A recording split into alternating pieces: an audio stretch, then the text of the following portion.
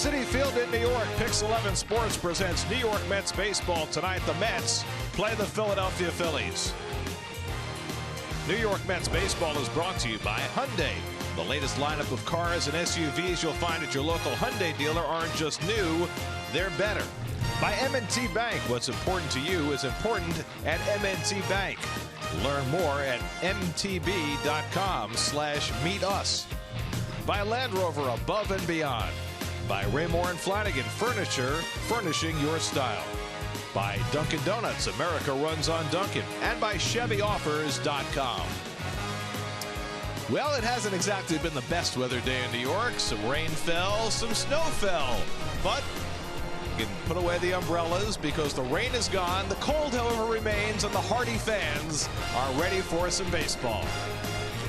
And a pleasant good evening, everybody, and welcome to Citi Field. Gary Cohen, Keith Hernandez with you tonight as the Mets play the middle game of their series against the Phillies. 3 games into the year, one of the chief concerns of the Mets has gone their way so far. The bullpen was something the Mets weren't quite certain was going to be up to snuff. It's been quite up to snuff so far. Well, 8 1/3 innings of scoreless ball, and I think the most important thing is that Henderson, who has made the ball club in spring training and pitched so well in spring, has had 2 sparkling innings and 2 appearances. That's a big plus for that bullpen. The other thing that's gone very right for the Mets is the new acquisition at second base, Neil Walker. He's driven in runs in each of the first 3 games. Well, he's 5 RBIs leading the team. He's driven in multiple runs twice in those 5 RBIs. A 2-run home run, of course, got the Met on the win column in that second game in Kansas City. You know, he comes over replacing a very popular Daniel Murphy. I don't care if you're a veteran. It's a little bit easier to make that change, that adjustment, but still you've got to feel it a little bit of the pressure. And what I liked most was the ball game yesterday. He's not a good right-hand hitter. It's his weakest side. He got a nice clutch RBI right there with 2 strikes on him to drive in a big run. And steady at second base as well. Well, it's 41 degrees as we approach game time. Temperatures will be in the 30s for much of the night. And the sleeveless 42-year-old Bartolo Colon will take the mound. Well, he's going for his 219th win tonight, Gary, and that will tie him with Pedro Martinez, number 2 on the all-time list for Dominican pitchers. Juan Marichal, of course, the winner at 240, the leader at 243. 4-1 against the Phillies last year, and a sparkling 13-3 against the National League East. And the Mets will get their first look at hard-throwing young right-hander Vince Velasquez, who was acquired from Houston. Well, that was the big multiplayer trade in the offseason.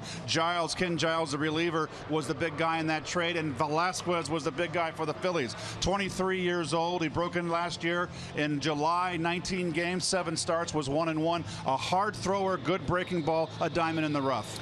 Fireworks after the game tonight. The Mets try and keep things rolling. Good night to bundle up at the ballpark. It's the Mets and the Phillies. All the action coming your way on Pix 11.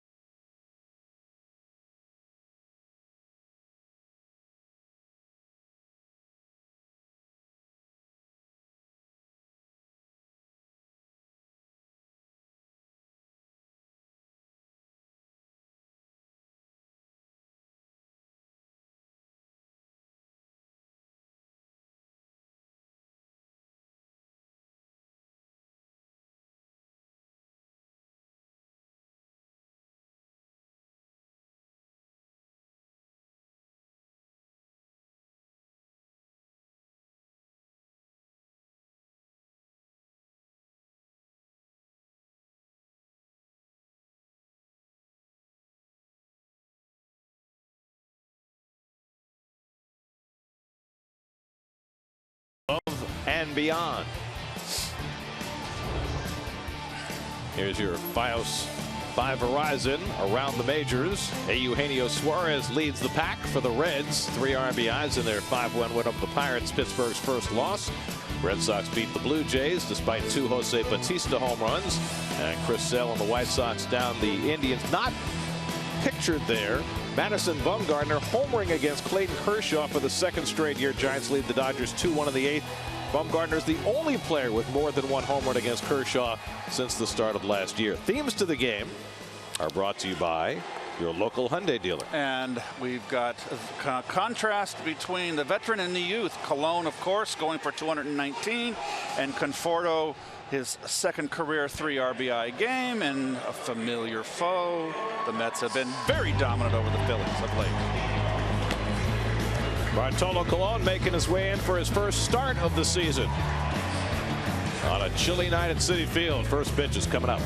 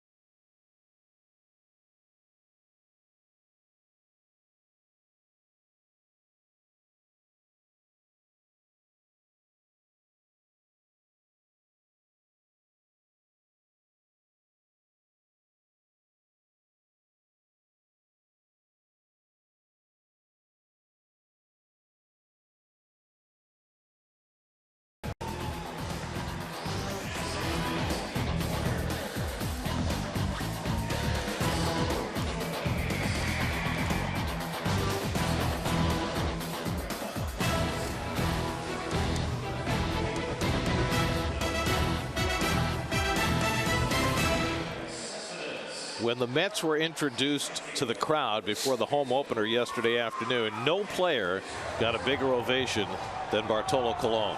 He has become a folk hero for the fans of this franchise. And after making a relief outing on opening night in Kansas City, he'll get his first start tonight. Here's the Phillies starting lineup he'll face, brought to you by your Tri-Honda dealer.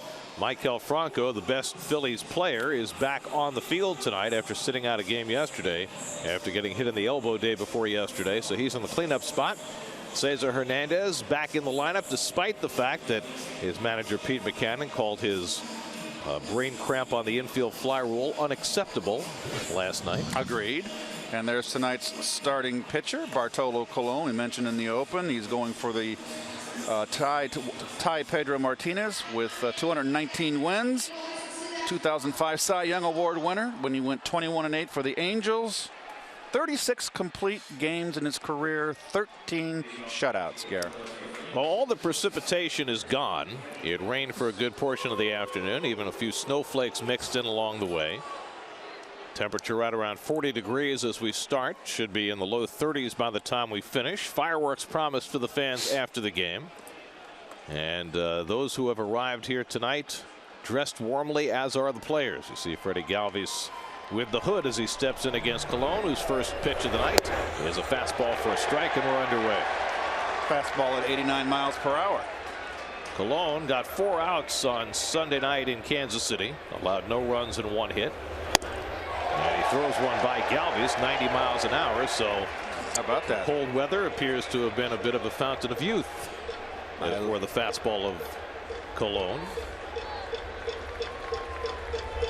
It's that cold weather. It can rejuvenate you after a hot spring. Hot and humid the last, what, two and a half weeks down in Florida. Now we know what Ponce de Leon was looking for. He should have looked further north. Well, he didn't find it. That's because he was looking in Florida. He didn't get out of Dodge either. They got him. He didn't make it out of the Mississippi. Cesar Hernandez on deck. Then Odubel Herrera for the Phillies against Colon. And Galvis taps one foul. Our total last year, 14 and 13. 24 walks in 195 innings. That's 1.1 walks per 9 innings, the best figure in the league. At one point last year, went 48 and 2/3 consecutive innings without a walk, which set a Mets club record. You have to beat him. You have to hit him. He's not going to give you a free pass.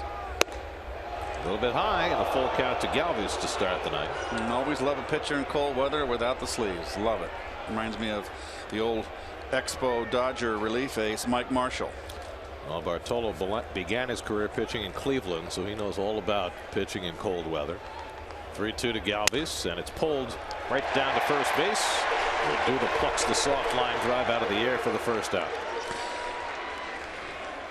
And we'll take a quick look at the defense, brought to you by Nissan. Shop, choose Nissan.com. Granderson, Cespedes, Conforto round out the outfield. Wilmer Flores gets his first start today. David Wright given a day off in the cold weather. Flores at third. d'Arnaud behind the plate. And here is Cesar Hernandez, who had 2 hits yesterday, but his day will mostly be remembered by getting flummoxed by the infield fly rule. He insisted after the game that he knows the rule. He's always known the rule, but that the crowd was loud. He didn't realize the infield fly rule had been called, and his first base coach was talking to him, and that's why he made the mistake. Who was one of our presidents? What was it, Alibi Ike? Oh, Ike Eisenhower. I'm sorry. I don't believe that the moniker Alibi Ike was applied to Dwight Eisenhower. I like Ike. I think that was a Ring Lardner story. Cesar Hernandez takes a call, 3rd strike, and Ring Lardner wrote long before Eisenhower was president. So 3 pitches, and Hernandez will sit down. There you go. Strike 3, outside corner, knees. So 2 out and nobody on, and now Odubel Herrera, who was 1 for 4 yesterday, 2 for 15 to start the year. In fact, Phillies outfielders are 3 for 34 to begin the year. They have 2 outfielders on the shelf. Aaron Altair, who's going to be out for a good portion of the season after messing up his wrist, and Cody Ashley also on the sidelines. So they've had to improvise in their outfield. Herrera, though, a mainstay after a terrific year last year, a Rule 5 pick who wound up having an outstanding rookie year at 297. Well, a night like this, it's never fun to play games in this kind of cold weather, Gare. I can tell you that. I mean, you like to play the game, but it's tough. And there's 92 miles an hour right there. Bart is feeling his oats. That, I believe, is as hard as he ever threw a pitch last season. Wow. Hitting 92 on the gun. Must be a flashback to the 1980s for Bart. Here's the 0-2. And it's foul back. It's only a slight exaggeration.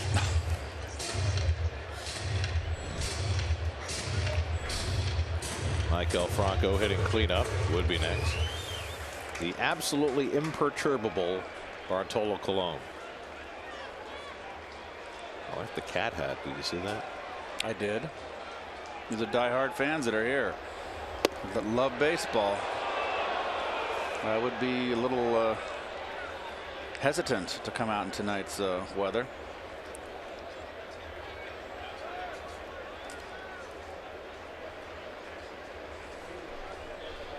Nothing but fastballs from Colon in this first inning, and why not on a chilly night.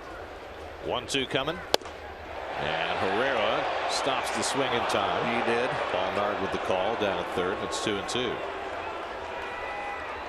you ever wear a hood playing baseball? No. Turtleneck was the extent of it.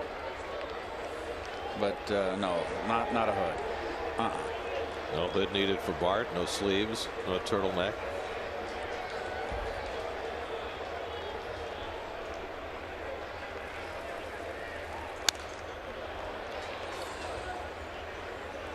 Well, one thing about the Latin American players is that they do not like the cold weather. They grew up in tropical climes, of course, and so this is a little bit always more difficult for them. I don't think that applies to Colon. Yes. I think he's an entity unto himself. 2-2, and in the dirt with his first breaking pitch, and a full count to Herrera. So Colon's run full counts to 2 of the first 3 hitters. They said the wind was really going to be bad tonight, and it really isn't, no, Gary. Not yet. It could pick up as the evening goes along. Right now they're saying wind out of the northeast at just 8 miles an hour.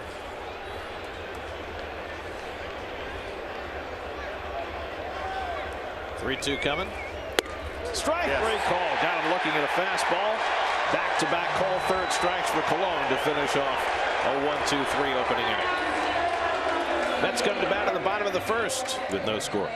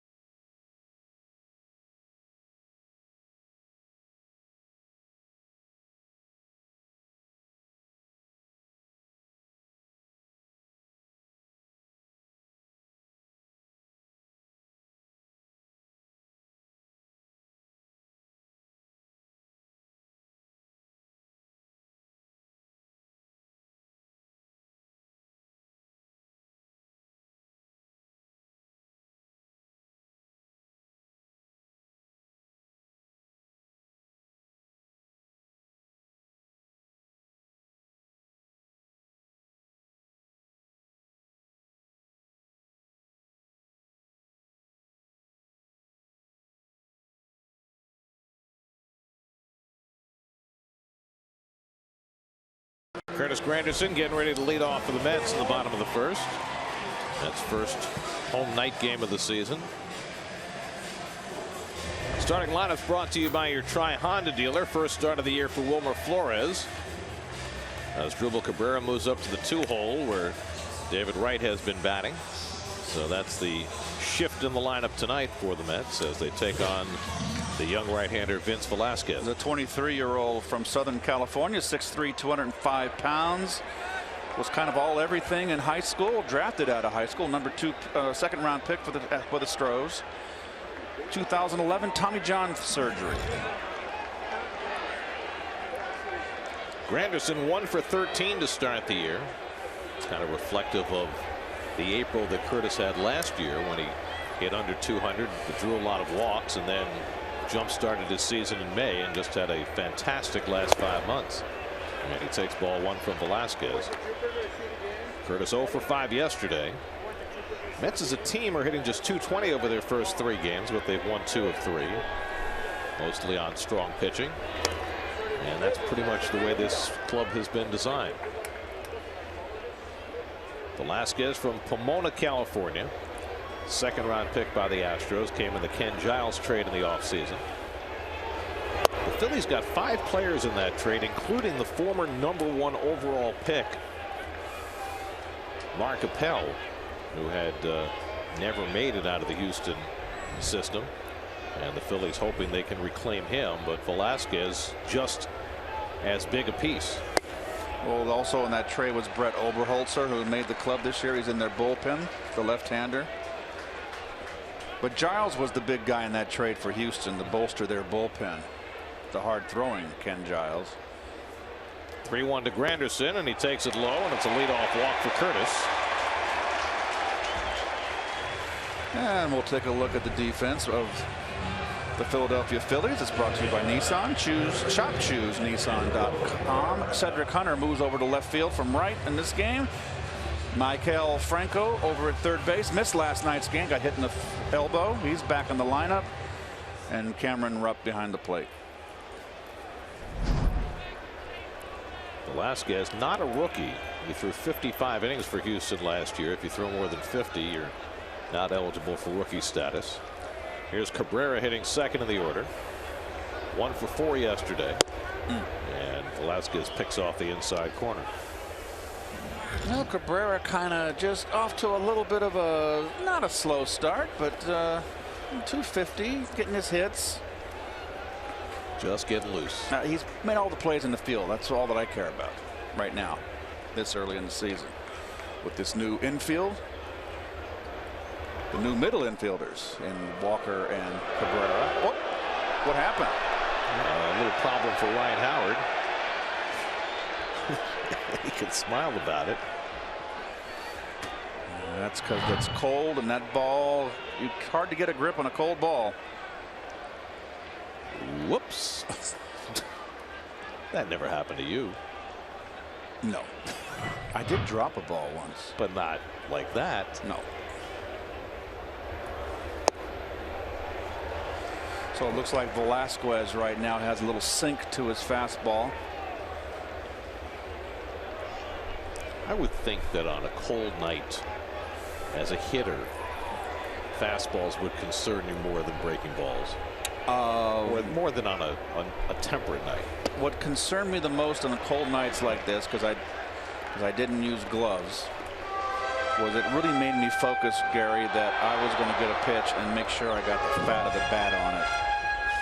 And that would be my focus, because boy, if you get it off the end of the bat, it's worse getting it off the end of your bat than you get jammed on the fifth on a night like this. You never wore gloves, so that certainly enhanced the feeling in your hands on those bad swings. I have had situations in cold weather where it didn't, that the bees, as we called it, did not wear off for around an inning. Cabrera lifts one to left, chasing Hunter back. He's got room. And that's the first out. Granderson back to first.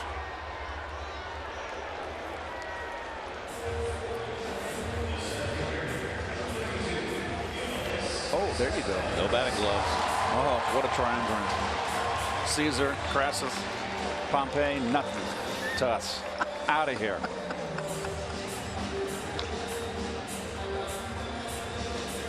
Well, here is Cespedes. Ewing is 2 for 12 to start the year. 1 for 5 in the home opener yesterday. Dodgers tied up the Giants 2-2 in the 9th, by the way. So that'll take away Bumgarner's chance to get a win in addition to his home run off Kershaw. Oh, 7 1/3 innings last night, Gare, for the rookie. Ross Stripling in his first major league start, pulled with a no-hitter intact. One of the, Dave Roberts, the first-year manager, first week of the season, has a club that's expected to win. They've had all those injuries in spring training, and now his first decision for which he can certainly be second guessed. But it's hard to second guess too much with a pitcher who had Tommy John surgery just 24 months ago and who had never thrown more than 75 pitches in a spring training game this year. But a no-hitter through 7 1/3. And then, of course, the pitcher he brings in gives up a grand slam. And they lose the game.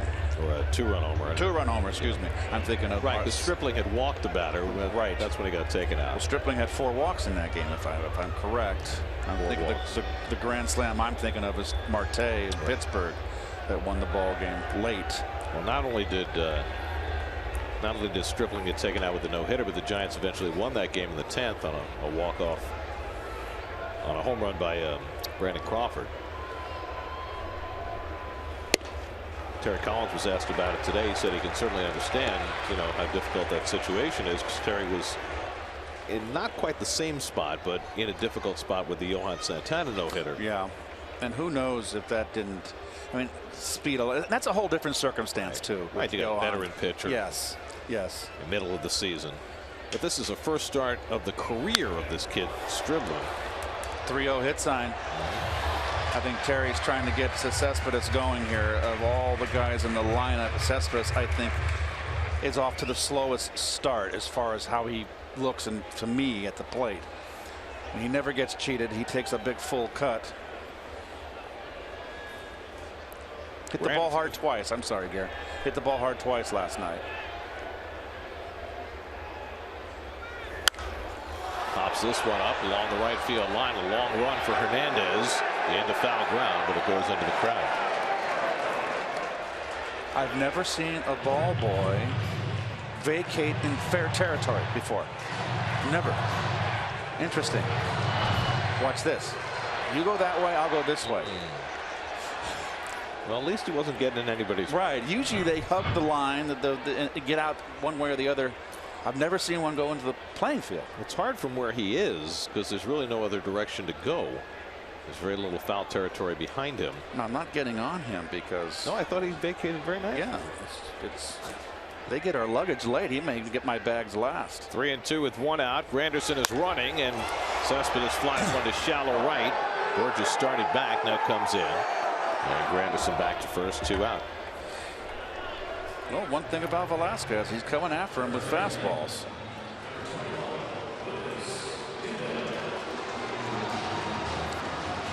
When this game's over, folks, when it's cold like this and you're playing, that hot shower feels so good after a game like this with this kind of weather. I cannot tell you.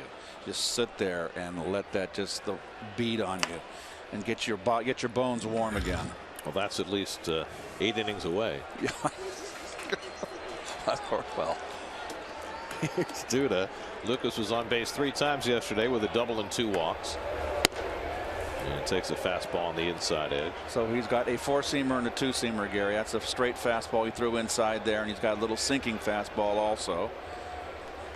So these are things that, as a hitter, you've got to, when you zone in on a guy you haven't faced, and getting familiar with him.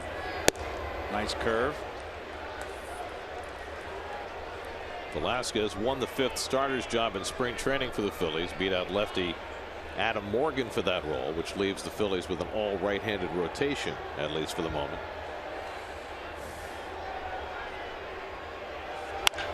That's hit toward the hole and backhanded, but not successfully by Hernandez, and everybody's safe.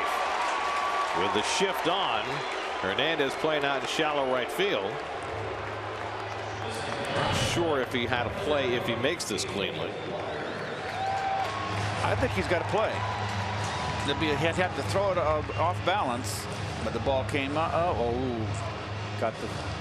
I don't know what to call that part of his glove, but that's certainly that's not good hands right there. I mean, he would have had such a long throw to make. I mean, Duda's not a speedster, but so they're going to give Lucas a base hit. And the Mets have 2 men on. And here's Neil Walker. Neil's driven in a run in each of the first 3 games. He's got a 2-out opportunity here. Chance to drive in a run.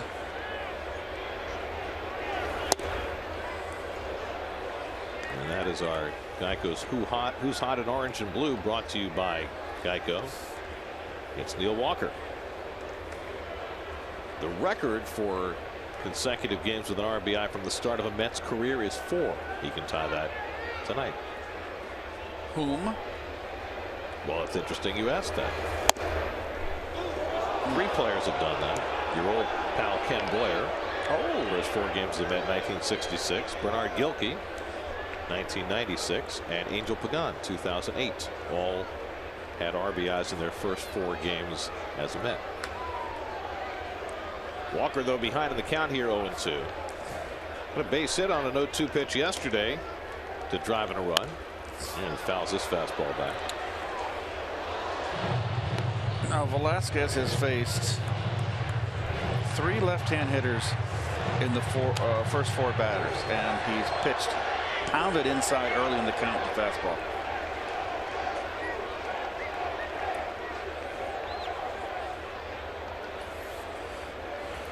Granderson at second, Duda at first with 2 down. Velasquez up over 20 pitches for the inning. I just don't really think that Curtis is going to be going anywhere with 2 outs. This is just the 8th big league start for Vince Velasquez. The Astros used him as a reliever as well last year.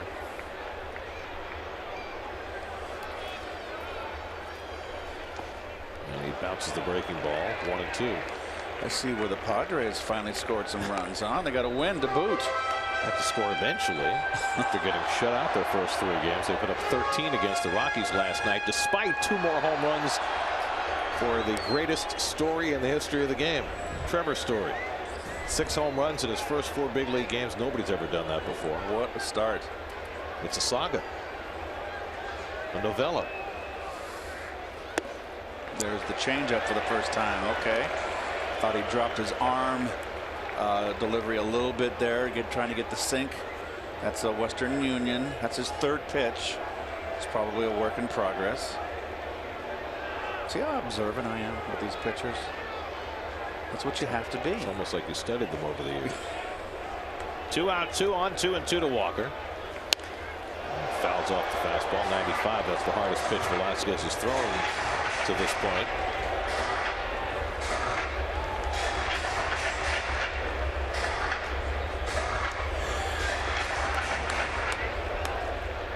Granderson led off with a walk. Duda with a base hit off the glove of Hernandez.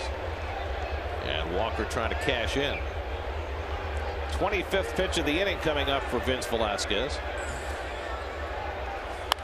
And Walker fouls back another fastball.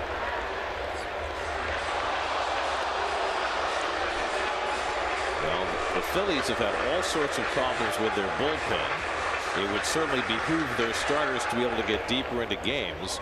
But yesterday, Jared Eichhoff threw 50 pitches in the first 2 innings in his start for the Phils, and he got knocked out early in the 6th. Velasquez already 25 pitches in the first inning tonight. 8th pitch of the at bat coming to Walker. And the breaking ball hit out to left field, hit well. Hunter back, but he'll have room. And that retires the side. 3 fly ball outs for Velasquez to get himself out of trouble in the first. No score at Citi Field.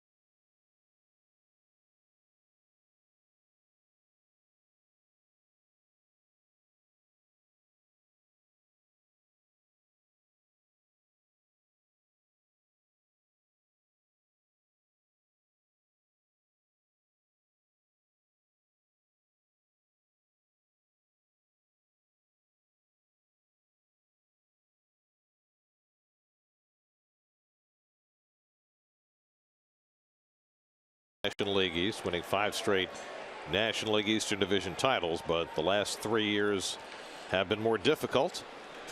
This year the Phillies are a stripped down version, and they might well challenge or surpass last year's total of 99 losses.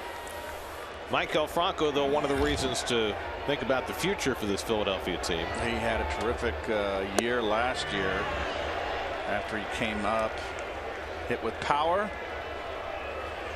Played about a half a season because of injury. Hit .280 with 14 home runs, 50 RBIs in 80 games. So he was extremely productive when healthy. The Mets didn't see much of Franco last year. He only had 12 at bats against the Mets. He got hurt late, didn't he? Yeah. Broke his wrist. 304 ABs last year in 80 games. Only 52 strikeouts, Gary, and 304 at bats last year. That's today's game. That's around 80, 90. 90 at strikeouts. I'll take that. And Colon paints the outside, 2-2. Ryan Howard on deck, then Cameron Rupp for the Phillies in the second against Colon. He was bidding tonight for his 219th career victory, and it would be a bit of a milestone for Bartolo. Only 2 Dominican pitchers have ever won more games than Colon. Juan Marichal 243, Pedro Martinez 219, and then Colon just one behind Pedro. The all-time record for a Latin American pitcher is 245, and that's held by the Nicaraguan-born Dennis Martinez. Dennis Martinez was a very similar pitcher to Don Sutton, with the great curveball, cutter, great changeup, great command. Look at the drop-off there after the top 3 to Pedro's brother Ramon with 135. Interesting, of course, that both Martinez and Anastasio all were developed by the Dodger organization, which made such great inroads into the Dominican. Grounded weakly for Walker, and the easy play on Franco for the first down.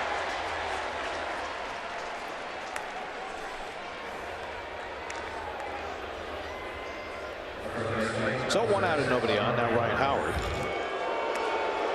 Howard 0 for 3 yesterday, 3 for 12 to start the season. And his 36 years of age now, and after that Achilles tendon injury in that playoff game, the final out, wasn't it against the Giants, Gary? The Reds. He has not been the same player since. Last 2 seasons, hitting in the 220s.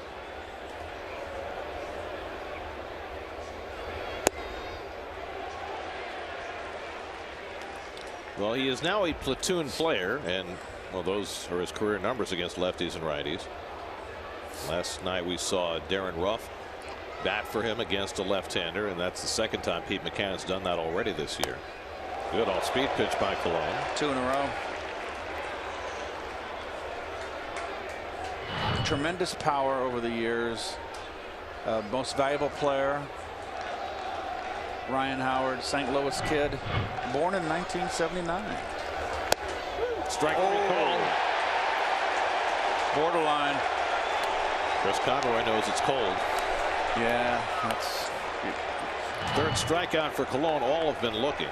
It's hit the corner. It was borderline elevation on the knees, and every umpire should say, like Frank Pulley would say, boys, it's cold. I don't get paid for overtime. Swing the bats. Well, and that's fair. Of course, the other piece to that is we have seen more strikes at the knees and slightly below over the last few years. It's been one of the trends in baseball. The strike zone has seemed to get a little bit lower. Here's Cameron Rupp, who avoided the dreaded golden sombrero last night by grounding out to end the game. He did not get around on the good fastballs last night against DeGrom. Henderson, he had a very difficult time. Rupp is now the #1 catcher for the Phillies. Carlos Ruiz, now at age 37, is the backup.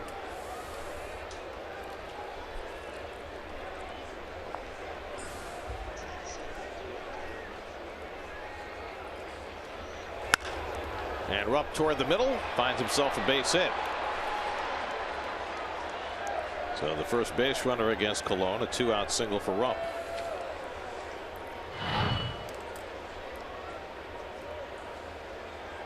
Fastball outer half of the plate.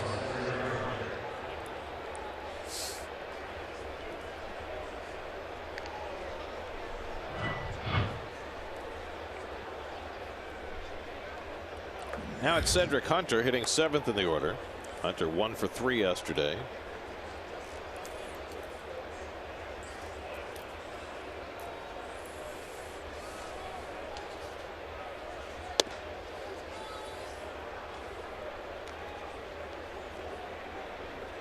Galone working out of the stretch for the first time. By the way, Keith mentioned Jacob deGrom yesterday. There is no update on deGrom today and the condition of his lat muscle, which knocked him out of the game with some stiffness. Not considered to be serious. The Mets are not planning to have an MRI. They're going to see how he is tomorrow, which will be his regular throw day. Of course, he's also got the side consideration of the fact that his wife is still expecting, but he's remained with the team, and if he's okay to throw a side session tomorrow, then he'll be on track to make his start on Wednesday. If, however, he's not able to throw his side session, then the Mets would start making other plans for that start. And they've certainly got plenty of options both here and in Vegas. Logan Ferret is here and available to be a starter. Hasn't yet appeared in a game this year. But as Terry Collins said, see how tonight goes, see how Jake is tomorrow, and we'll go from there. 2-1 to Hunter. That's in for a strike. 2-2. Just a master of changing speeds. Well, if you don't want to get jammed, then you would sit on the outside part of the plate, and anytime you got anything away, you would have to cover it. Get on it. Don't take it.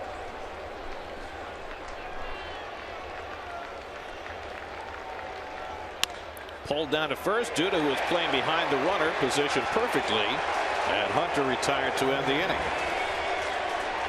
A hit and 1 left. Michael Conforto will get his first at bat of the night. Conforto in his first full season off to a hot start. We'll try and get the Mets started tonight. No score in the second.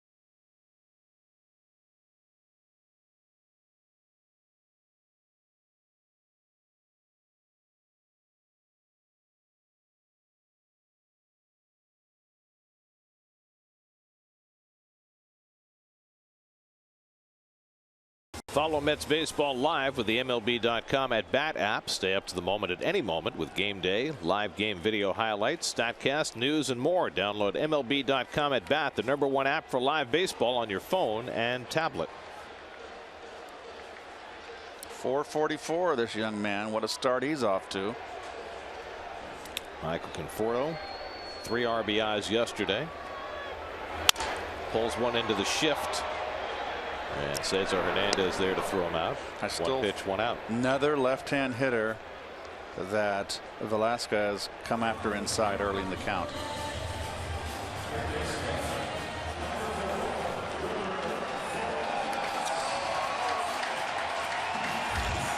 Now Wilmer Flores getting his first start of the season, with David Wright getting the night off. Wilmer got a pinch hit at bat yesterday, so he's 0 for 1 to start the year. It's going to be a very interesting thing to watch with David Wright this year, and how the Mets utilize him, how they rest him, and how they are able to use him, if at all, on days when he doesn't start. I asked Terry Collins specifically about that today, with David and all the preparation he needs to do to take the field. Would he be available as a pinch hitter late in the game? And Terry said probably not. Now later in the season, he thought, when things were a little bit warmer, maybe it would be easier for David to get himself ready for a pinch hit at bat, but right now probably not. Well, it leaves you a man short on your bench, and I do think that if push came to shove and it was late in the ball game, I think David would be a choice late. 3-0 to Flores, and Wilmer takes ball 4. Second walk given up by Velasquez, and the Mets have a 1-out base run. Because remember, Gary, with today's game, they used to have more bench players. Obviously now instead of 10 pitchers, there's 12, so there's 2 less bench people. There used to always be 3 catchers on the roster. You always had a starter, a good hitting catcher that wasn't on the bench, and a good defensive catcher. But now with only 1 catcher, you are reluctant to use him, because if your starting catcher gets hurt, you got no one to catch. So really, Terry's 2 men short. Right. But, you know, specific to David's condition, I don't think any of us really understands just how much he has to go through to get on the field on the days that he plays. And to sit for 3 hours and wait for a pinch hit at bat, is it prudent for him in terms of his overall health or his ability to be effective to put him in there after, you know, not having any action? Well, I would think that late in a ball game, that maybe 5th, 6th inning on, go down underneath. Today's facilities are so much better than when we played. There is right behind the Met dugout, underneath this, obviously underneath the seats, in the box seats, is a batting cage, and you can go in there and take some swings. They have a hitting tee there too. Stay loose. 0-2 to Travis d'Arnaud. And it's on the outside corner, and Velasquez has his first strikeout of the night. That's the 2nd out of the inning. At Shea Stadium, this is the outside corner fastball, and I think it's a strike. It's a strike. At Old Shea, the hitting cage was for both teams was down the right field line, almost down to the bullpen. He had to go down there and hit, and it wasn't a great batting cage. Now one of the most exciting at bats in baseball. Well, did you hear how the crowd got revved up the moment Bartolo started striding toward the plate? This is actually a pretty decent crowd for a cold night. Very decent crowd. You know, when Bart came to the Mets 2 years ago, the entertainment value of his at-bats had to do mostly with his failures. But last year, he worked so hard at his hitting that the fans were able to revel in his success. Yes.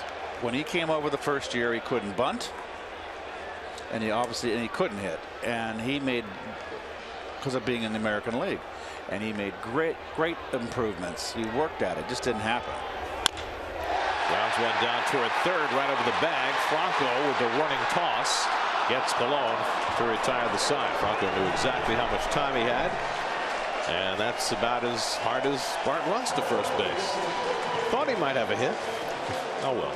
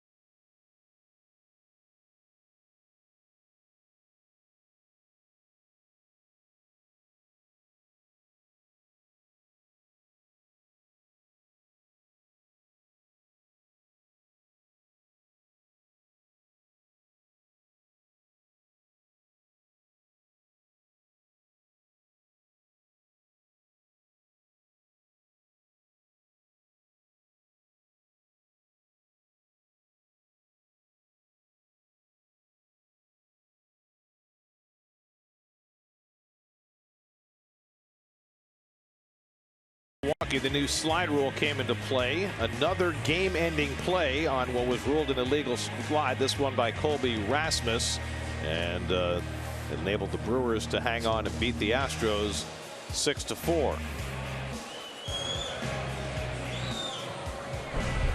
More on the play and some of the opinion around baseball on it. Let's check in with Steve Gelb. Steve? Yeah, Gary, spoke to a couple of players in the Mets clubhouse today, and we'll talk to more as the season goes on here a little bit. But as Asdrubal Cabrera was pretty outspoken about the new slide rule, 10-year veteran, he's played this game a long time, and he said, simply put, this is a man's game, and they're changing too much. Things that came naturally, now you have to think about all the time, and that's both defensively and offensively, or when you're on first base. From the defensive perspective, he said it used to be when there was a guy on first, you're thinking if a ground ball comes, I'm going to turn two. Now, because there's no neighborhood rule, you have to think to yourself, I'm going to touch the base and then see if there's time to throw over to first, and that extra split second can change everything. On the flip side, when you're at first base as a runner, you're always told to go in hard. Now you worry about going in too hard and oversliding the bag and getting called out for the automatic double play. So now you're almost holding back a little bit. For Cabrera, he said they went too far. There's only two things that need to be taken into account when this rule comes into play. One, they shouldn't have the guys have their spikes up in the air. And two, you need to make sure your slide starts early. Outside of that, you don't need anything else. Well, the part that's confusing to me, thanks, Steve, Keith, is that they put in the rule that you have to slide before you get to the base. That makes total sense. And that you have to slide to the base rather than wide of the base. And that makes total sense. There are two things about that play last night that don't make sense. One is this rule that you have to be able to stay on the base, and that's what Rasmus got called out for, even though there was no contact with the shortstop VR. And the other thing is that there was no intention on the part of the shortstop VR to turn a double play. So how in the world can you rule that it should be a double play on interference if A, there's no contact, and B, the defensive team is not attempting to turn a double play? Gary, I don't have the answers for you. It just does not make any sense to me. As you said, I can accept the fact you slide through the bag and on the left field side of second base going after someone, okay, fine. But to lose a ball game like that when there was no attempt to play to get to. Also, it's going to now. There's going to be some things as baseball gets used to, these middle infielders get used to playing under these rules. There's going to be ways to. There's going to be so many challenges. They're trying to speed the game up, and it's like another layer of bureaucracy in your government. You know, they just put another layer out there. There's going to be more challenges. It's going to lengthen the games. Let these guys play. Leave them alone. Well, I think many times it's the law of unintended consequences. If you remember when they put in the collision rule at home plate the first year that the rule was in, if a catcher was blocking the plate and the runner was 25 feet away from home plate, they were calling him safe. Velasquez called out on strikes for the second out, and then they amended that and made it a little more reasonable. I would have to think that the idea of calling interference when there's no attempt at a double play and saying that the runner has got to not only go to the bag but stay on the bag, that those things are the things that they've got to look at, because what was called last night made absolutely no sense. Let's face it, too. There's a financial aspect to all this baloney that's going on, and you got players making a lot of money. You got the first thing that happened was with Buster Posey and a really freak play where it was a perfect storm. And as we were talking today in the press room before the game, how often does that happen? Posey got the ball. It was perfect timing. Boom, boom. He didn't have a chance to protect himself. How often does that happen? And so what happens? You got a whole new rule now. And the same thing here with Utley. Now you're protecting, I think, management's investments in big players. There's a lot of money involved. Well, I mean, the Utley play was egregious last year. He didn't slide. Yes. He waited till he got even with the base and then threw a roll block at Tejada. That clearly was outside the rules even as they existed before, and you didn't need all this legislation just to take that out of the game. You're being very kind. It was a cross body block. It wasn't a roll. It wasn't a roll slide. But he cross-body blocked he didn't hit the ground before the base, and that I think was what, as Drupal Cabrera said to Steve, as long as they hit the ground before they get to the base and they go in the direction of the base, there really shouldn't be any need for any additional pieces to that. And what made it so stark last night was that there was no contact with the fielder and there was no attempt to turn a double play, and yet a double play was still called, and that just doesn't seem to make any sense. And you've taken the game out of the umpire's hands now too with this instant replay. I just don't like it. Galvis goes down on strikes. That's 5 strikeouts in the first 3 innings for Bartolo Colon. He's off to a strong start. No score at Citi Field.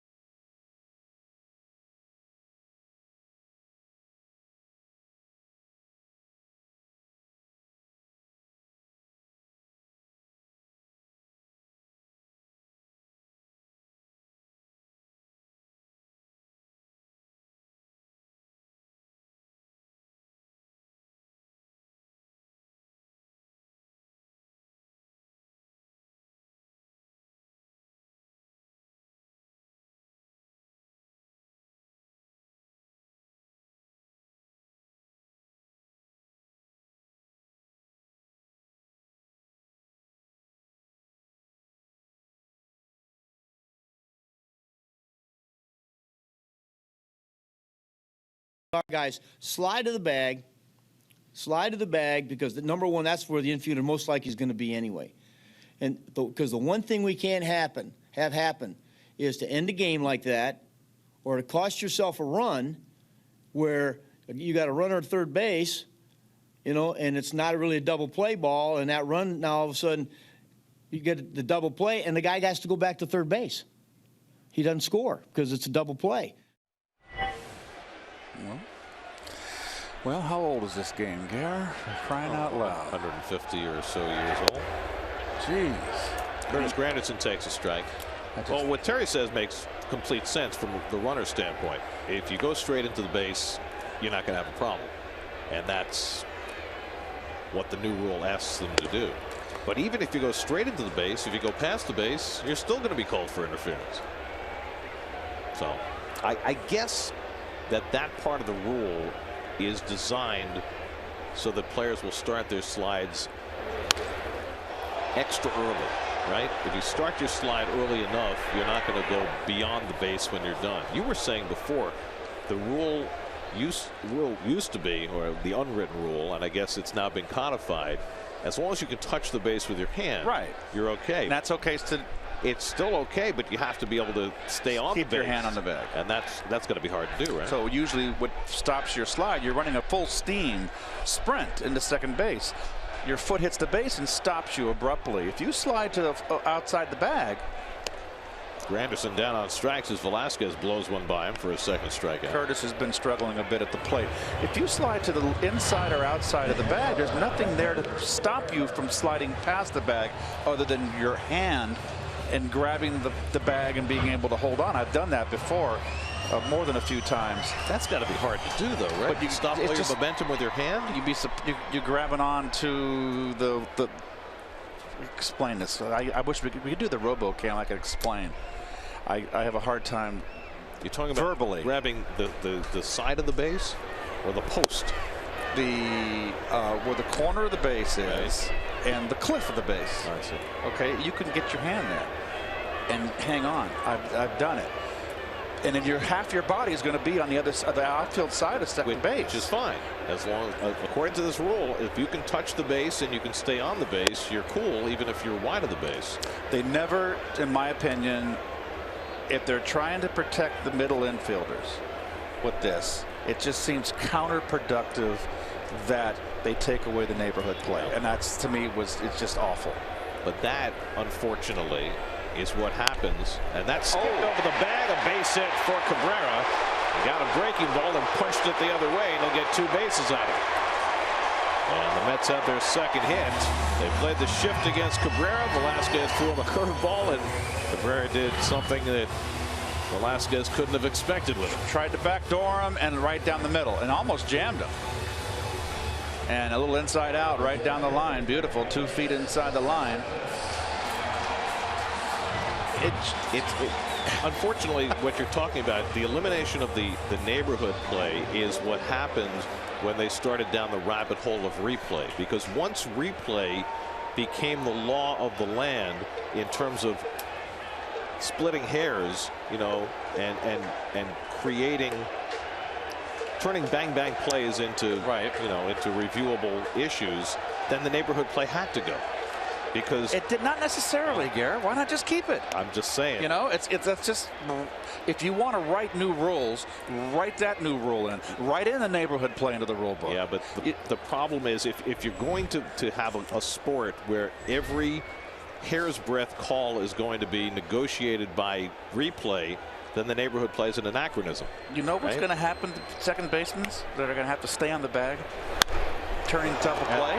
They're going to get hurt. Yep. No, someone's going to slide in clean and clean their clock. Totally agree. All they had to do was write a rule that said you have to start your slide before the bag and you can't do a roll block, and that's it. And everybody would have been fine. It would have negotiated out the Utley play and protected the infield. Even the play at home plate with Posey, the rule book is very clear. It didn't need any changes. These people need to get out of the office and go for a walk. Get some sunshine. Cespedes bounces 1 foul.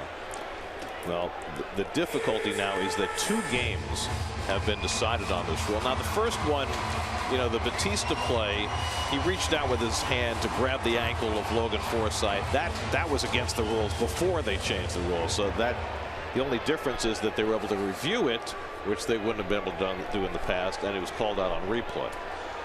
This one was called by the umpire on the field, and then suppose a World Series is decided by that, or a playoff game. Could happen. 0-2 to Cespedes. Well, he had a World Series game decided on an obstruction play a couple of years ago. Red Sox, Middlebrooks, third base against. Yes. Vaguely remember that.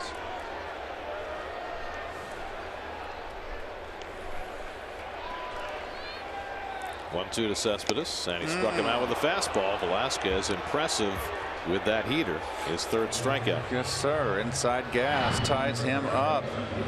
Ball runs in. Not a strike.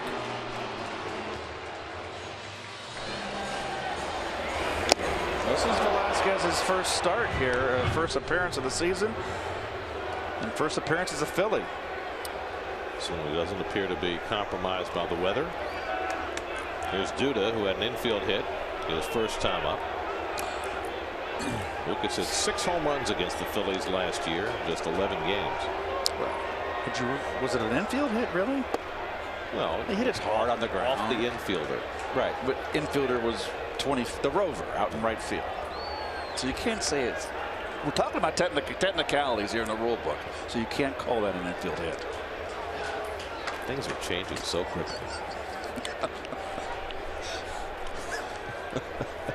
Just trying to paddle and keep up.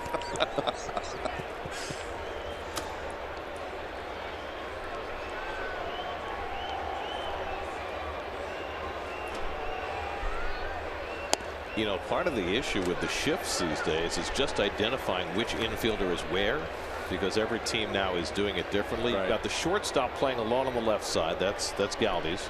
You got the third baseman playing right behind second base. That's Franco.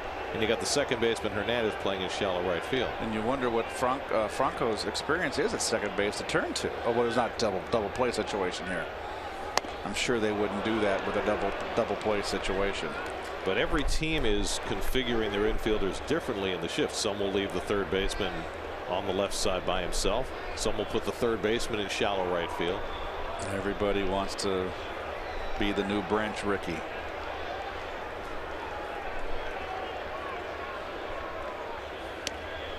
That one runs inside, and Rupp has trouble handling it, but Cabrera will stay put.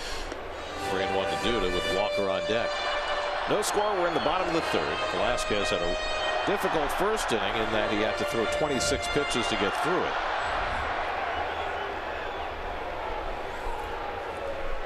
He's had base runners in every inning, but as yet has held the Mets off the board. Mets are now 5 for 33 to start the season with runners in scoring position. 3-1 to Lucas. And he takes the fastball for a strike. 3-2. Oh, just don't start doing that again. 2 years ago, I about had indigestion all season watching that.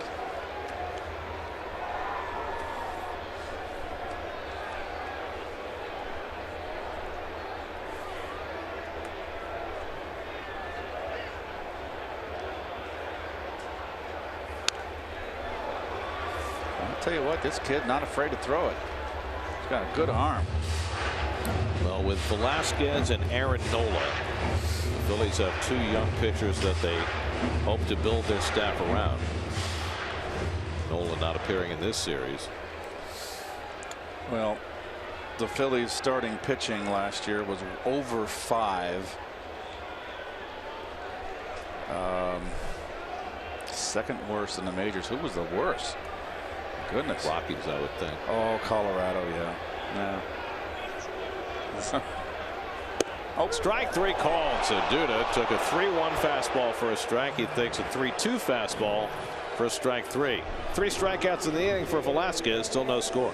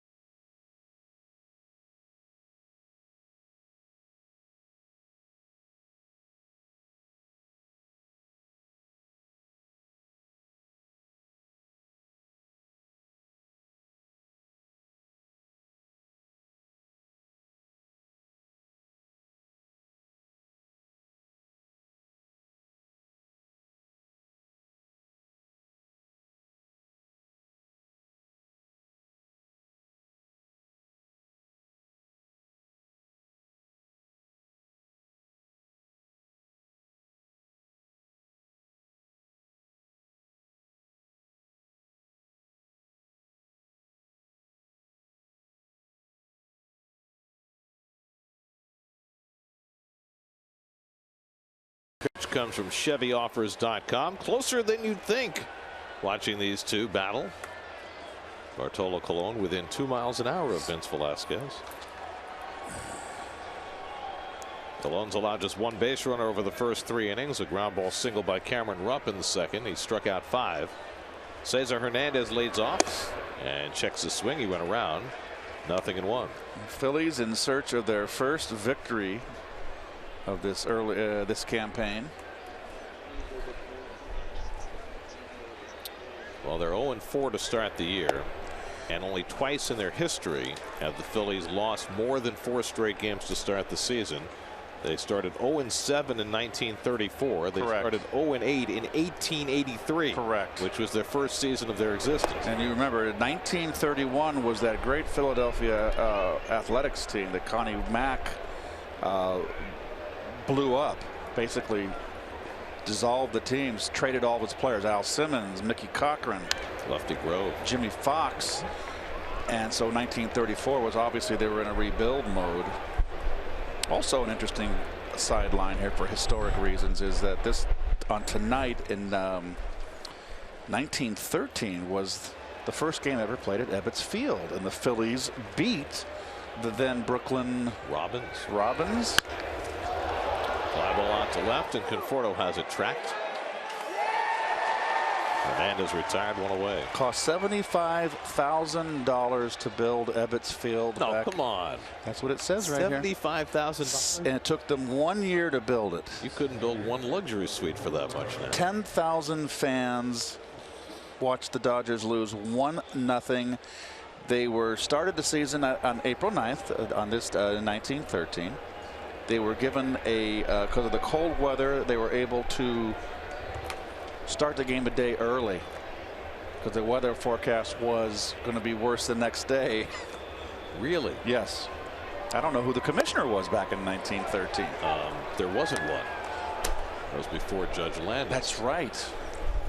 So it would have been the National League president who would have made that decision. But did they have to consult with the TV networks before they did that? Odubel Herrera struck out his first time up. I wonder how much $75,000 was worth in today's dollars back in 1913.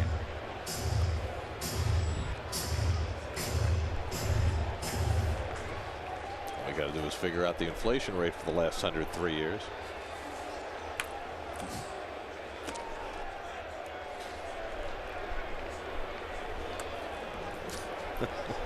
It's the 0-2. No gold standard anymore. Well, it was Nixon that did that. It was a big boo-boo.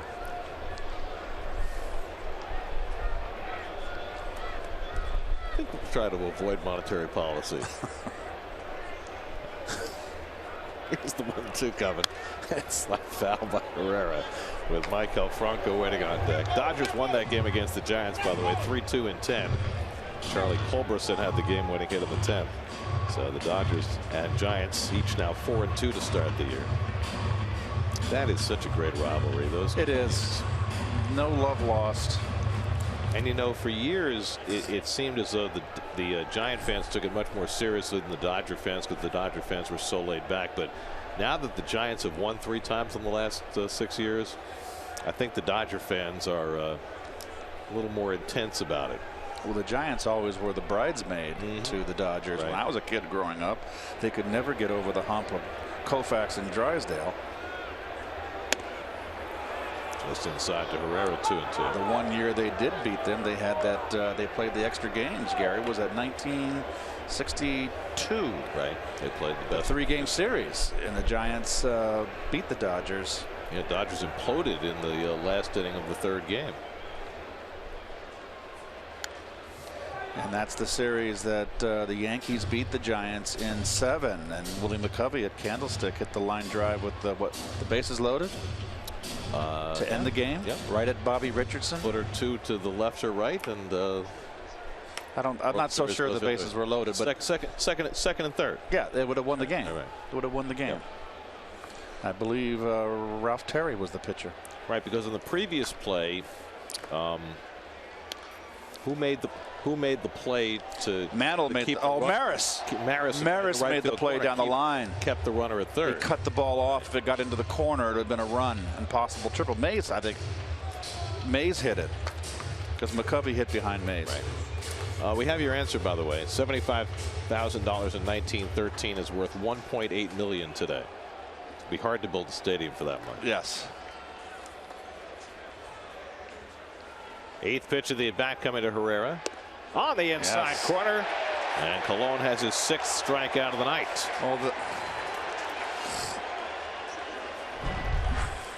Mets Health Report brought to you by Affinity Health Plan. serving the needs of New Yorkers for over 30 years. Well, it's not really the Mets health report. It's the Cubs health report. Kyle Schwarber, unfortunately, out for the season after tearing 2 ligaments in his left knee in that collision with Dexter Fowler day before yesterday. And that is it's a tough blow for Schwarber. It's a tough blow for the Cubs, but if there's any team that can afford to lose an outfielder, it's probably the Cubs. Nice play by Cabrera. Timed his leak perfectly on that looping line drive off the bat of Maikel Franco to end the inning. No wasted movement there. Nice play by Asdrubal.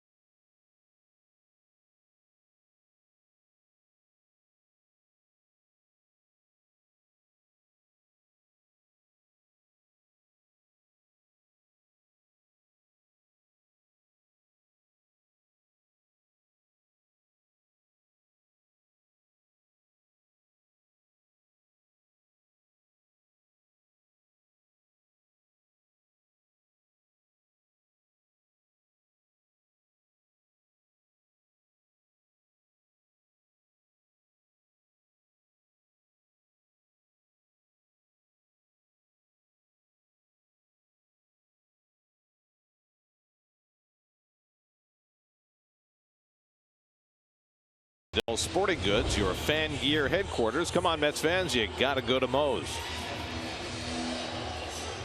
Upcoming schedule brought to you by JetBlue. One more game with the Phillies tomorrow on SNY. The Marlins are in for 3 Monday night, Tuesday night, Wednesday afternoon. Then the Mets start a 9-game road trip that begins in Cleveland next Friday. Mets go to Cleveland, Philly, and Atlanta.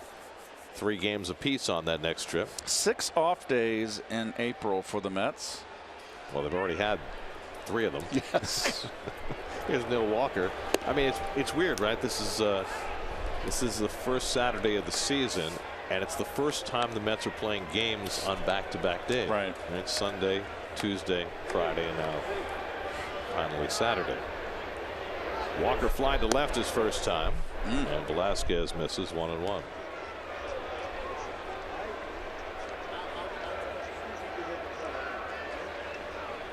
'23-year-old Vince Velasquez making his Phillies debut. And so far, so good. Good nice off-speed change. And he gets ahead on Walker. Very nice. Didn't give it away.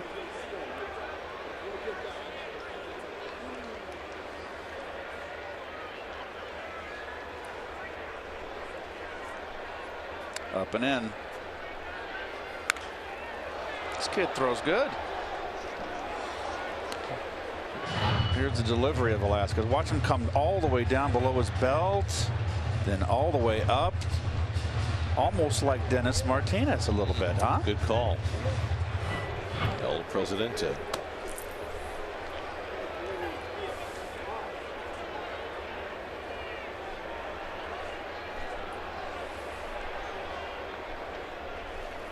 Oh boy, threw it by him.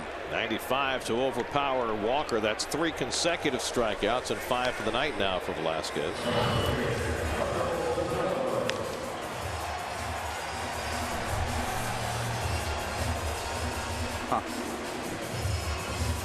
So we're going to add another caveat to the Ebbets Field construction. When they built the stadium, they forgot to build a press box. How about that, folks? That's why it only costs 75 grand. You don't get good press that way.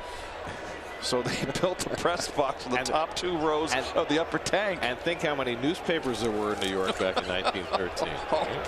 Get ripped. Here's Mike Conforto. I mean, now you've got a handful. Then you had a dozen newspapers, all of which could have put the poison pen to work.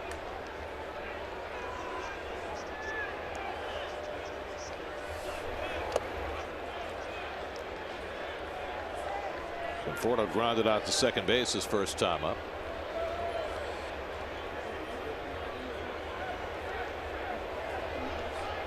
Shift on against Conforto, who grounded into the shift his first time. And the breaking ball in on his hands and tied him up badly, 1-2.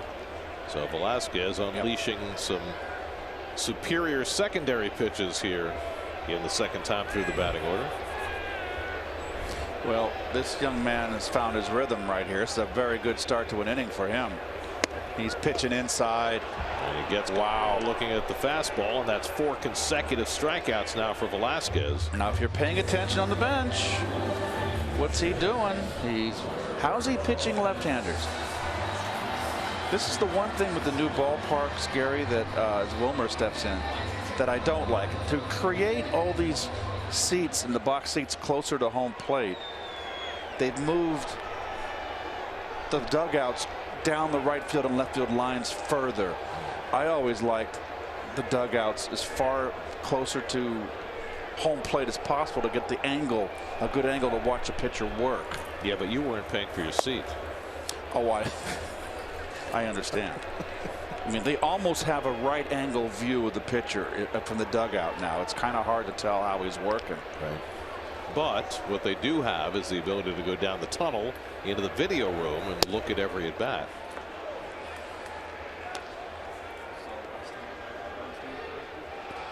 Flores drew a walk his first time up. He's yet to see a strike from Velasquez. 6 pitches, all out of the strike zone in his 2 plate appearances. And now 7. All you tweeters out there, all you tweetsters, they're saying it was 750,000. Don't pay attention to Wikipedia. They're wrong half the time. We have confirmed $75,000. Okay. Now I know there's ball 4. So for the second straight plate appearance, Flores walks on 4 pitches. We got it straight from the Phillies notes. You're right. And they apparently have terrific fact checking in that Philadelphia media relations department. Well, the thing is, it may be, in printing, they could have forgotten a 0. Who knows? But we've kind of. No, we've disproved that theory.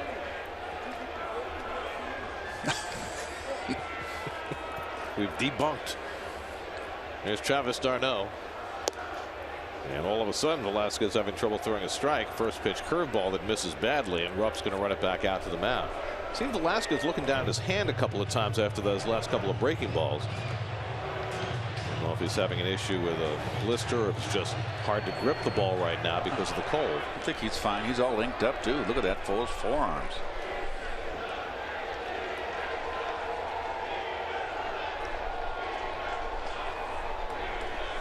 The temperature's gone up a degree.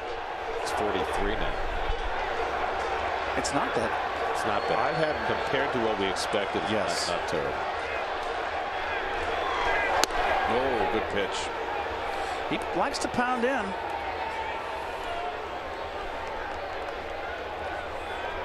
Velasquez made his major league debut last season with Houston. 7 starts, 12 relief outings.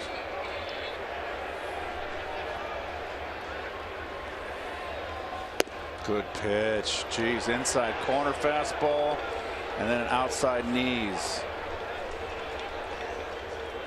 You got d'Arnaud looking his first time up.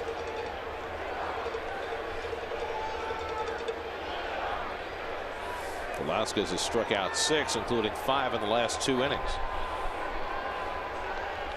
Nice. And there's strike 3 called to d'Arnaud. 6 strikeouts the last 2 innings for Velasquez, who has 7 for the night. Pitchers duel developing. Old guy, young gun.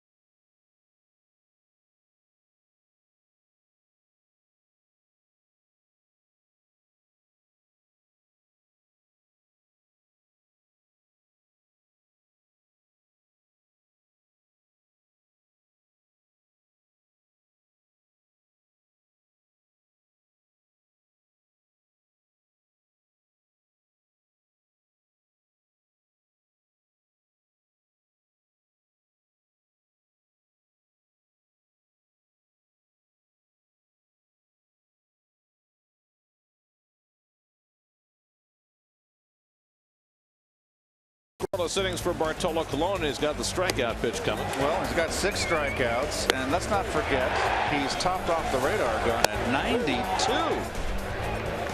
So Bart feeling frisky. Call 5 of the 6 strikeouts, called 3rd strikes. Well, both starters have looked tremendous tonight on this chilly evening in New York. Velasquez has struck out 7, Colon 6 over the first 4 innings.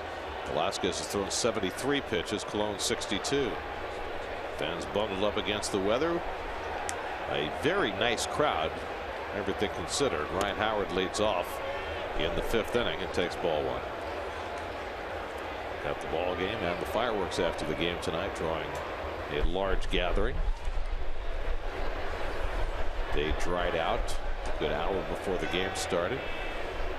Howard struck out looking his first time up, and he goes after the changeup from Colon, 1-1.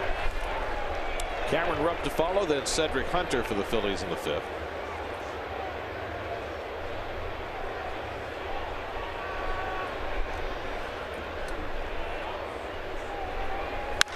Howard drives one to deep left. Back goes Conforto near the wall, and it's out of here.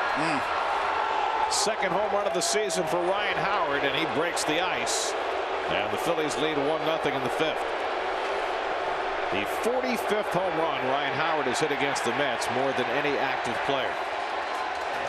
His 359th home run of his career, which began back in 2004.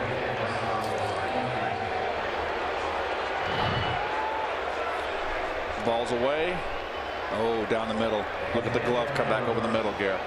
Meant to be away, and it looked like an off-speed pitch. And you don't want to let him catch up to anything.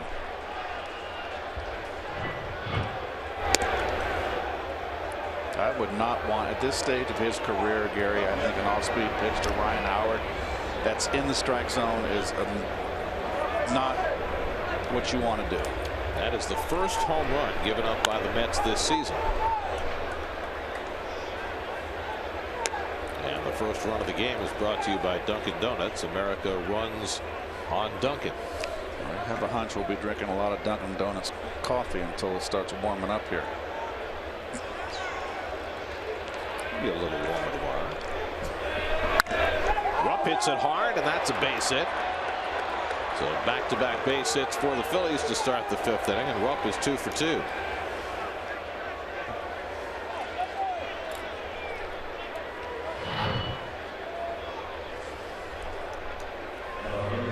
That'll look like a changeup up in the strike zone and down the middle.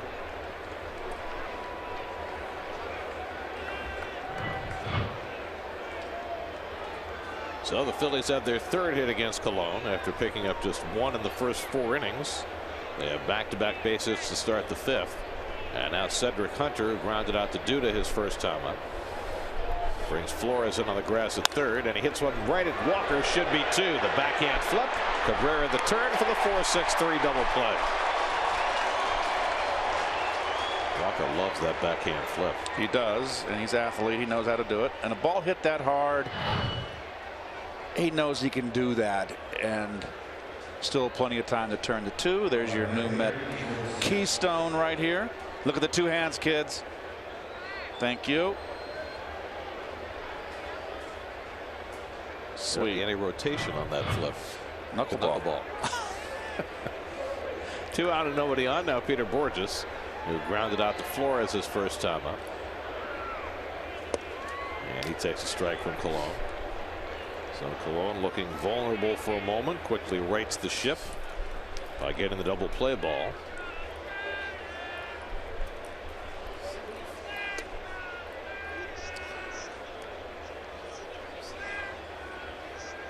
Now, every slide into second base now is under scrutiny. Well, you've got to, you know, you're not going to take any chances when you're right down the line. Well, with Flores playing in, Borges beat him down the line. He's going to challenge Conforto. The throw is on the money, and he is safe. Ball came out of Walker's glove. Conforto doesn't have the strongest arm, but he's got a very accurate arm. And Borges, who has great speed, challenged him even though the pitcher was coming up next. And he got away with it. Well, you know, it's down the line here. Conforto doesn't have a great arm. It doesn't have a very good arm. He has an average arm. But as you said, Gary, he's very accurate. And I don't think he would have beat that if Walker makes the catch and the tag. He'd have been late with it. So Borges has his second double, and now Velasquez.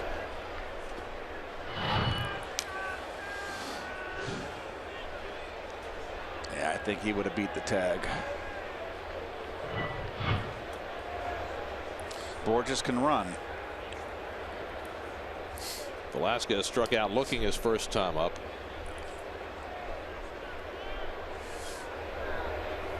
I suppose this is true of many big league pitchers, but Velasquez was a particularly strong hitter in high school. His senior year in high school in California, he had 608. He was a shortstop. 608 is pretty good, no matter what level you're playing on.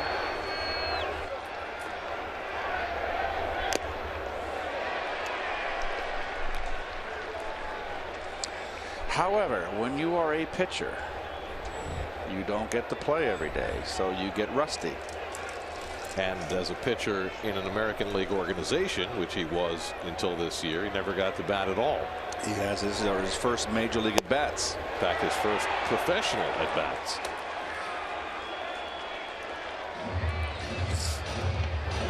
Pitchers for National League affiliates start batting in Double-A, but if you pitch for an American League affiliate, you never bat. So this game without that double play could very easily be 3-0. 2-2. And Velasquez takes just off the plate. Colon didn't get that call, and it's 3-2. Well, Velasquez is stepping in the bucket, and watch his fanny flying out. So where is he vulnerable? He is vulnerable on the outside corner.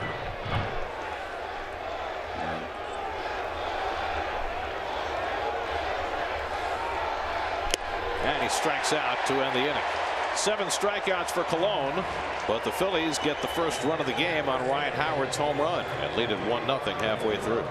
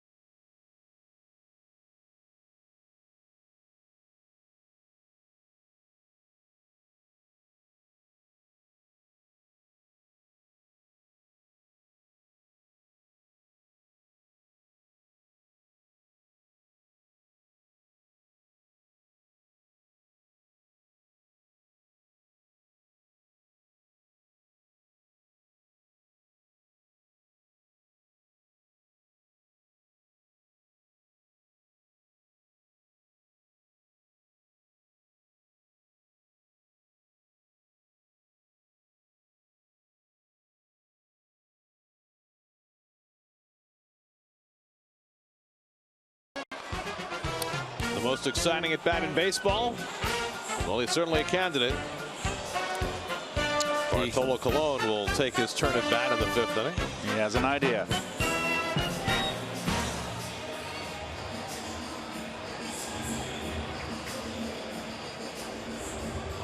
Colon hit a slow ground ball right to the bag at third base. And he was thrown out by Maikel Franco his first time up. Vincent Velasquez now pitching with a lead for the first time after Ryan Howard's home run in the top of the inning. That'd be Malone takes his big cut, and he loses his helmet, and the crowd goes wild. He took a Ruthian swing here. He's a big man. He's really strong. If he ever made contact, that time, bailing out, he pops one up, and almost got run over by Howard. But Howard able to pull up in time to avoid a nasty collision. 1 out.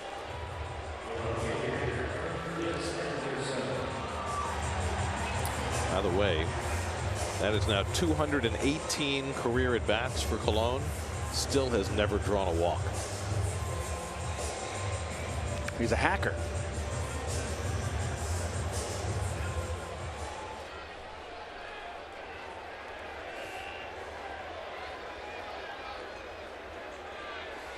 Now Curtis Granderson, who's walked and struck out tonight.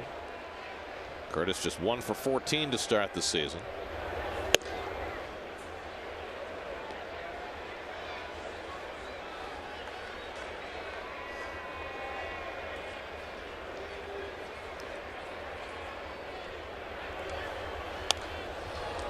Curtis is struggling a bit.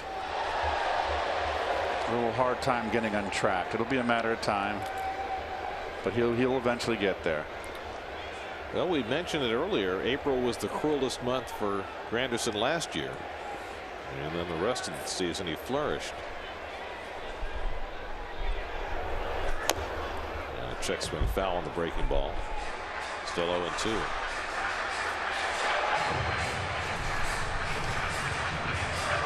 Well, the Arizona Diamondbacks surprised everybody by signing Zach Greinke in the offseason for mega bucks.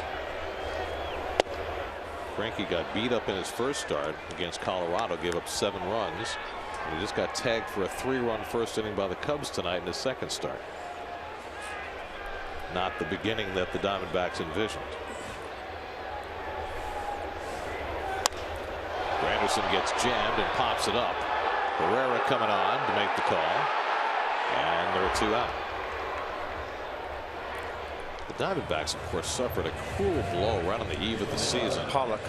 I mean, Paul Goldschmidt is their superstar, but A.J. Pollock is probably their second best player, and to lose him maybe for the entire season was really the last thing they needed, with all the high expectations that were generated by the acquisition of Greinke and Shelby Miller to help their pitching staff. Here's Asdrubal Cabrera, who hit a double inside the third base bag his last time up. Oh, nice. Takes a breaking ball for a strike. That's the best hook he's thrown. Boy, that had some bite. And Velasquez has been nothing but impressive tonight.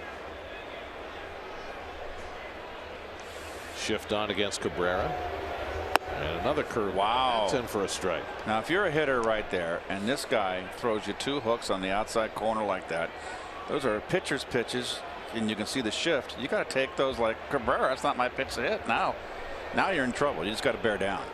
He hit a curveball the last time up and sliced it inside the bag. And he's taken 3 straight curveballs here, and it's 1-2.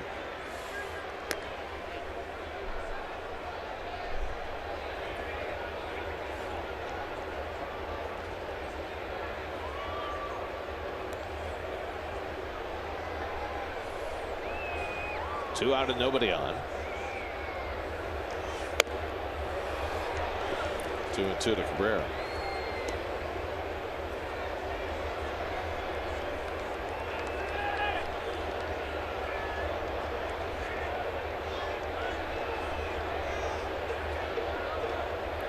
Velasquez about to throw his 85th pitch of the night with 2 out in the 5th inning. And Cabrera loops one into shallow left, and that'll fall for a base hit. Pretty good hitting by 2-strike hitting by Cabrera. This was not a tough. This was a tough pitch. Not in enough, but up and in. That's just good. Nice piece of hitting right there. Getting 0-2. Fights off that fastball up and in. Well, Asdrubal is no slouch with the bat. Just not in enough. 2-time All-Star, former Silver Slugger in the American League. His second hit of the night. Now Cespedes with a tying run at first and 2 out. Yoenis 0 for 2 tonight. And takes the breaking ball in the dirt, and Cabrera takes off as soon as it hits the dirt and makes it easily. Good base running by Asdrubal Cabrera. Heads up, on your toes. This is all about reaction.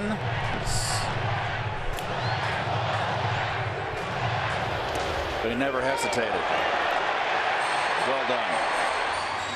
So a wild pitch charge to Velasquez, moving the tying run into scoring position with 2 out. Cespedes 2 for 14 to start the year, looking for his first run batted in. And fouls off the breaking ball, 1-1. And Velasquez has become more and more dependent on that curveball as this game's gone along. He came out throwing nothing but heat early in the game. Well, he's feeling his oats right now. He's starting to get that curveball over. He's got to be careful not to fall in love with it. It's a big mistake that pitchers can make. What got you here to this point? Is that cheddar cheese? Lucas Duda would be next. Oh, threw that by him, Gareth. That's the way they attack Cespedes. High fastballs.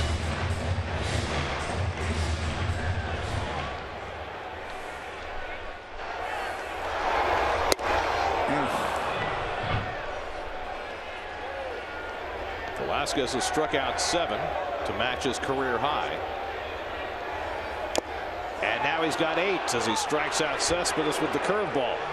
Very impressive 5 innings from Vince Velasquez. He's got a 1-0 lead as we go to the 6th at Citi Field. The 23-year-old right-hander making his Phillies debut, and impressively so.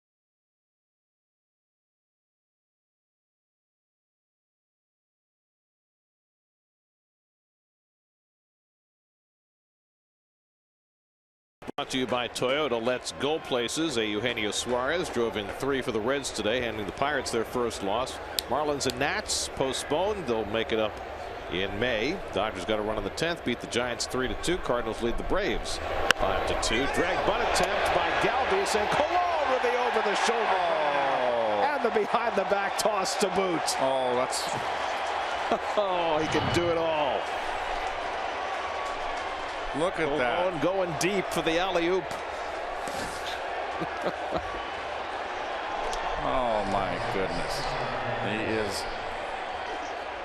It was like R.C. Owens going to the corner of the end zone. It's old enough to have watched R.C. Owens.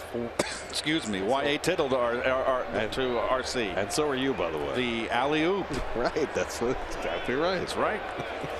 Here's Cesar Hernandez is 0 for 2. As a balloon crosses his path, Colon misses for ball 1. It's like a circus in here. Over the shoulder catches, balloons passing the mound. It's like Hadel to Allworth. Deep. Bambi. There's a strike, 1-1.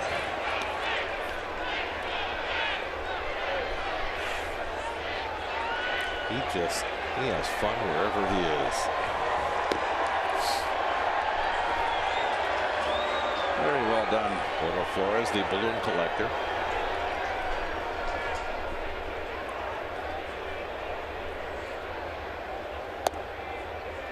Two and one to Hernandez.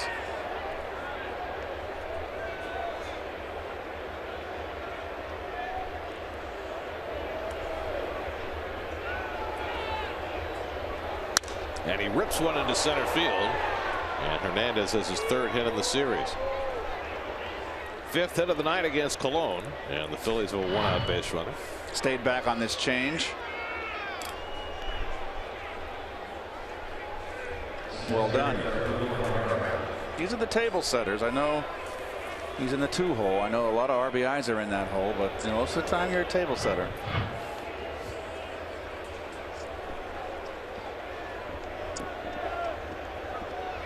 Now it's Odubel Herrera, who's been up twice and called out on strikes both times. Phillies 1 run, 5 hits. The Mets no runs and 3 hits. Let's get their bullpen cranking with Cologne approaching 85 pitches for the night.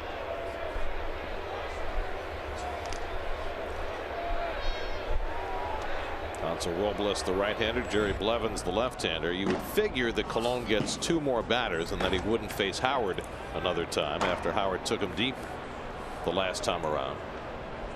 So that's why Blevins is on call. Terry's always one step ahead of the posse. Off-speed pitch to Herrera, misses, ball 1. You mentioned the Phillies' struggles with their outfield.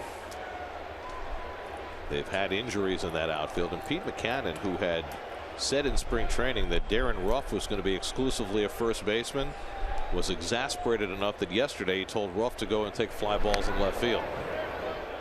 Maybe wanted to squeeze his bat into the lineup to try and get a little more offensive production. And so Ruff was out there yesterday and again today before the game.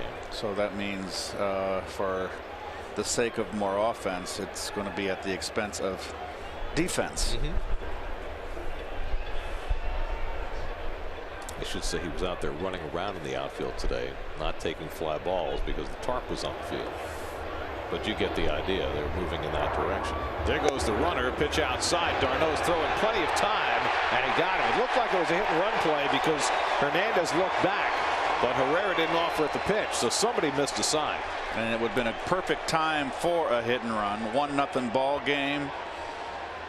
1-0 count.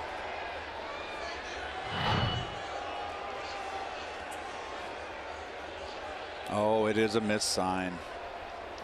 Now the question is who missed the sign, and I hope for Hernandez's sake it's not him after his mental blunder on the you're right. roll yesterday. It could be. If it's Hernandez's fault, he missed the sign or thought there was a sign that wasn't. So now 2 out and nobody on. 2-6 on the caught stealing. Second straight day d'Arnaud is thrown out a potential base stealer. He threw out Hernandez in the first inning yesterday. That was a straight steal attempt. This was clearly, at least in Hernandez's mind, supposed to be a hit and run.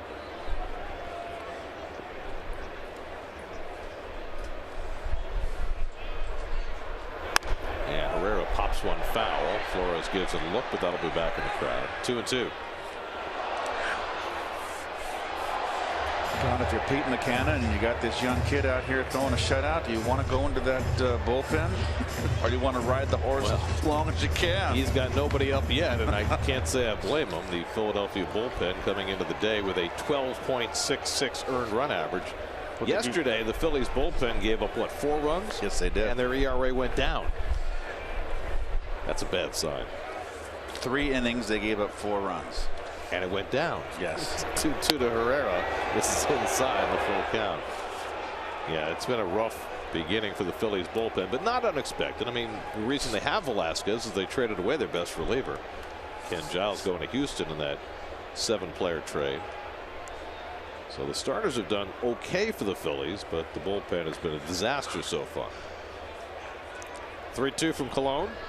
And Herrera pops it up. In comes Conforto. And that retires the side. Mets getting some fine defense. A caught stealing, and this, the Bartolo Colon post pattern. He's already lost his helmet. Now he's lost his cap and found a little pearl. He just has a great time. Touchdown.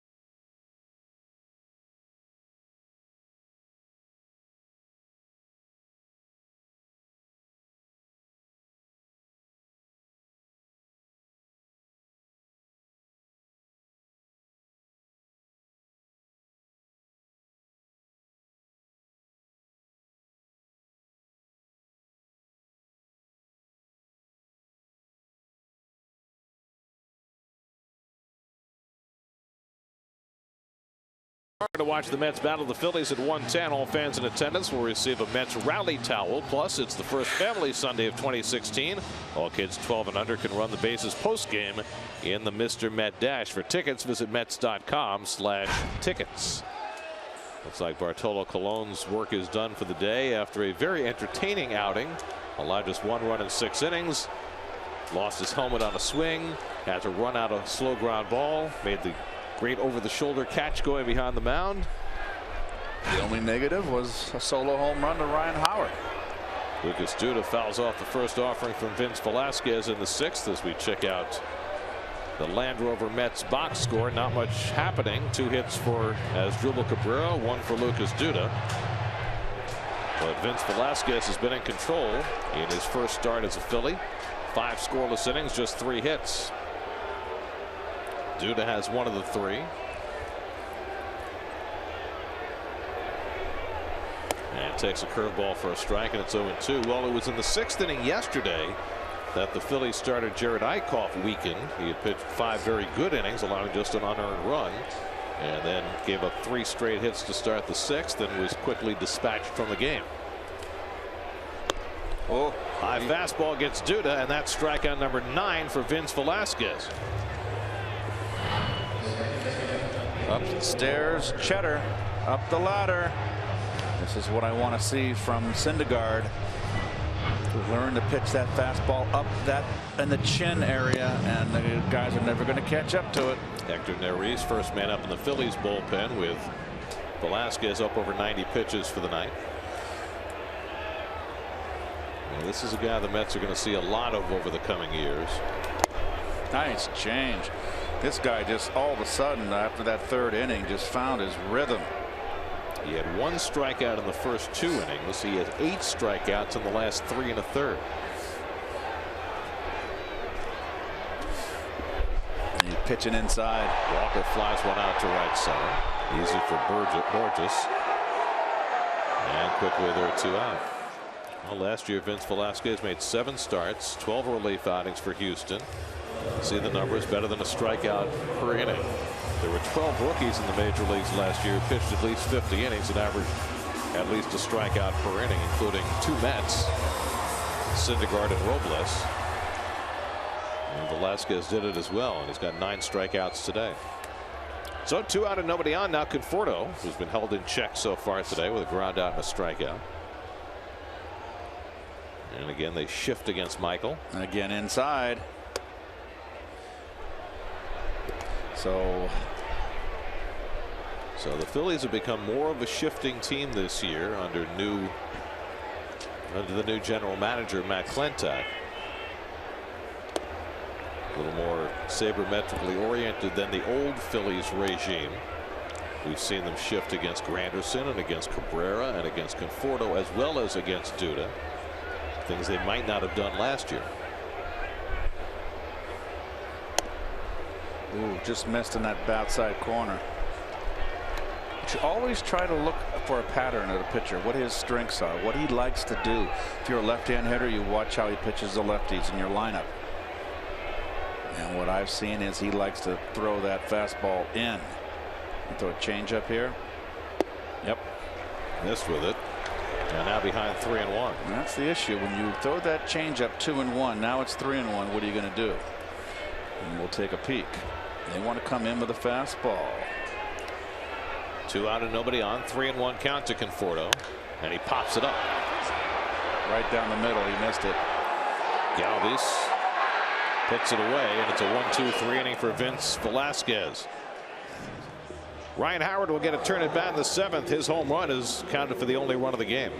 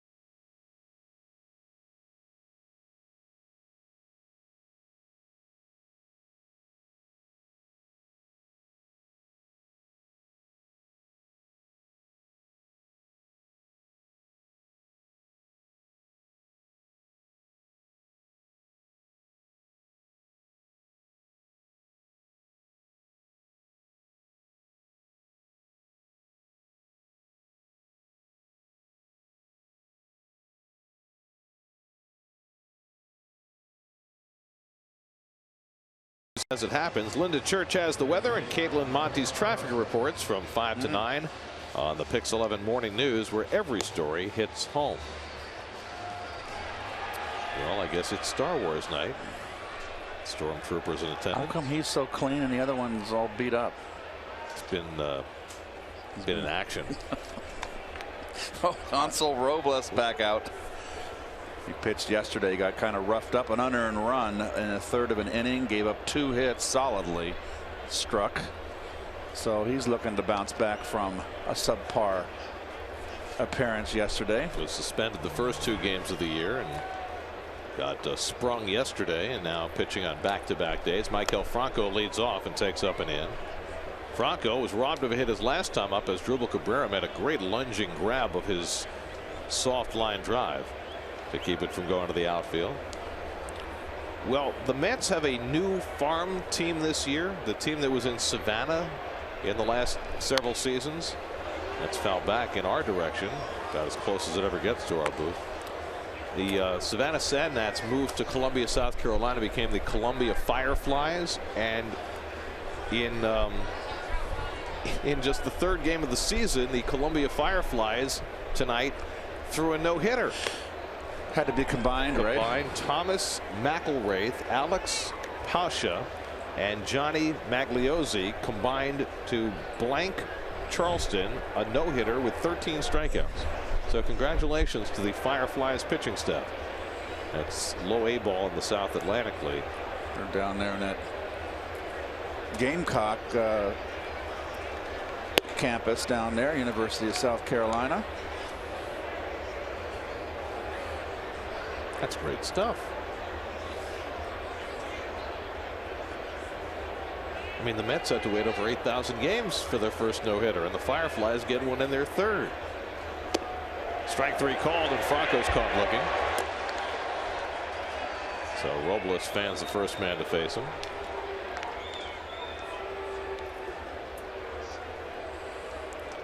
So here's Ryan Howard. Here's what he did his last time up. The difference in the game right now, changeup. Didn't get it out enough of got it too much in the middle of the plate.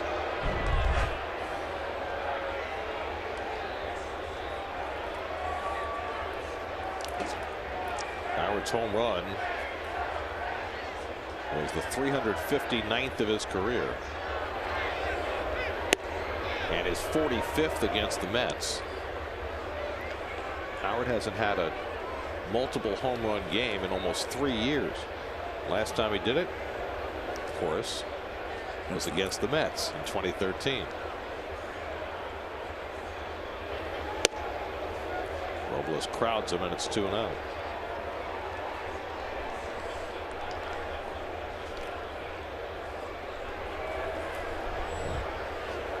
Cameron Rupp will renew acquaintances with Hansel Robles momentarily.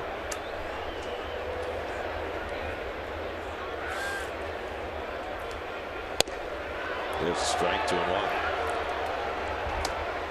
It was Rupp whom Robles hit with a pitch last year, leading to his suspension that cost him the first 2 games of the season.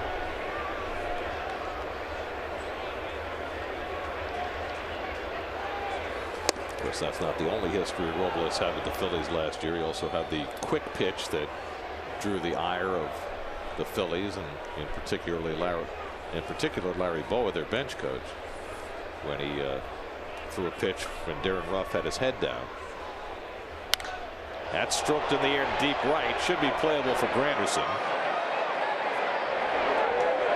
And Howard just getting under that one. Flies out for the second out.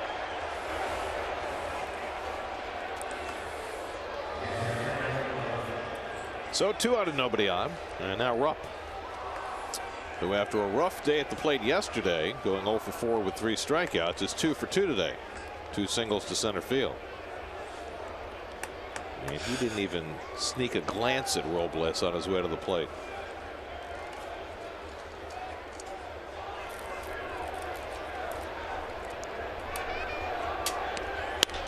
And he flies one out to left, right off the end of the bat. Conforto over to get it. That retires the side. 1-2-3 inning for Hansel Robles in the top of the 7th. Stretch time at Citi Field. Mets looking for some offense, trailing the Phillies 1-0.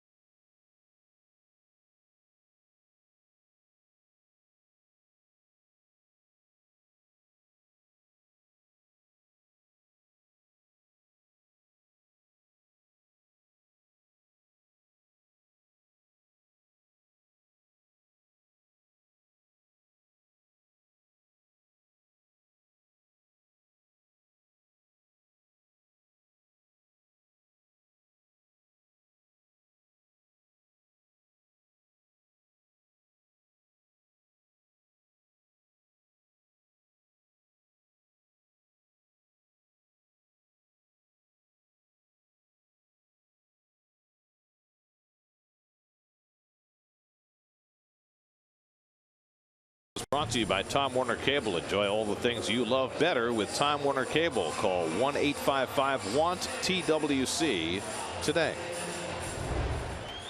Well, after 6 scoreless innings from Vince Velasquez, Pete Mackanin goes to his bullpen and brings in Hector Neris. And holds his collective breath here with a 1-run lead. Neris last year had 32 appearances, 40 1/3 innings pitched. Gave up 8 home runs. That's giving up long ball, but only walked 10, 41 strikeouts, sinker ball pitcher. Well, Neris, among the Philly relievers who worked yesterday, looked the best. He worked a 1-2-3/8, a couple of pop-ups and a strikeout. They'll face the lower third of the Mets order. Flores, d'Arnaud in the pitcher's spot in the bottom of the 7th. Vince Velasquez was terrific in his Phillies debut. 99 pitches in 6 innings, no runs, 3 hits, 3 walks, 9 strikeouts. 2 of the walks went to Flores, who sees his first strike of the day.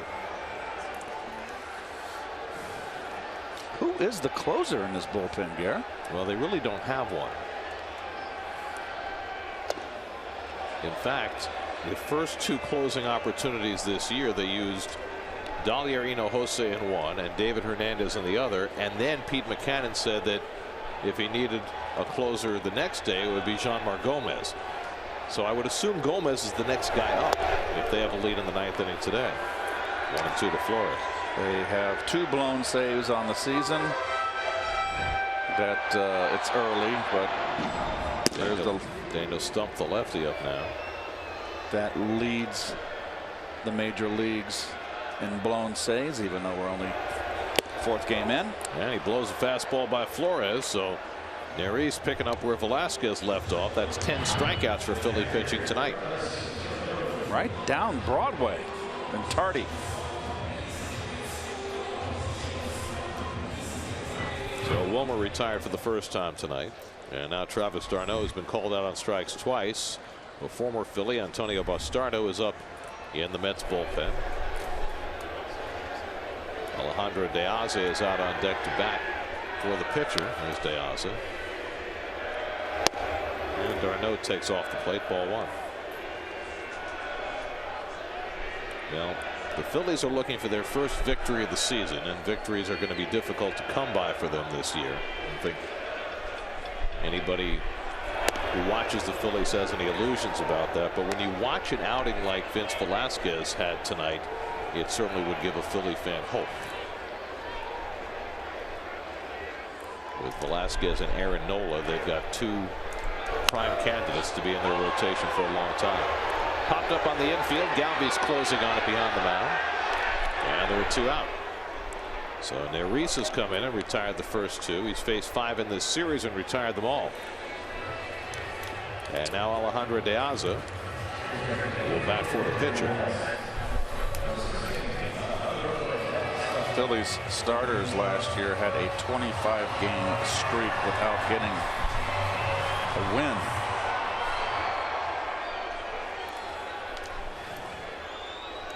That's a month. De Aza was announced as a pinch hitter yesterday, but never got to the plate. As the Phillies brought in a lefty and Terry Collins switched up. 0 for 3, looking for his first hit as a Met. Really had a nice spring. And another lefty that the Phillies played the shift against.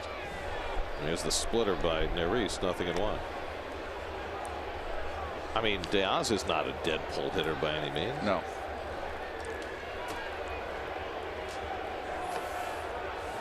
But the charts tell them if he hits it on the ground, it's going to be the right side. Pitch him in, play him to pull, as in pitch him away and play him away.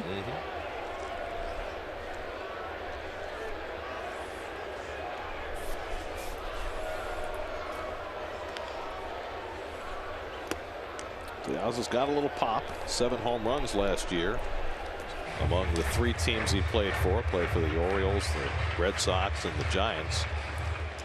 7 home runs and 264 at bats. A really good year for the White Sox a few years ago. And when he signed with the Mets, it looked like he was going to be an important piece to platoon in center field with Lagares. But that was before Cespedes came back. And De Aza went around on that half swing on the splitter. 2-2. He's got a nice little splitter. This kid's got decent stuff.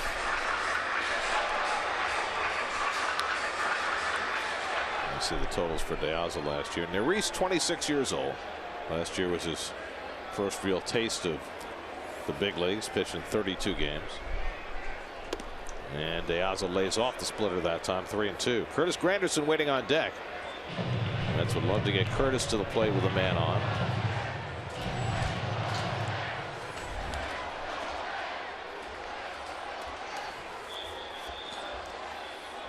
(3-2) coming, and De Aza takes ball 4, and the Mets have a 2-out base run.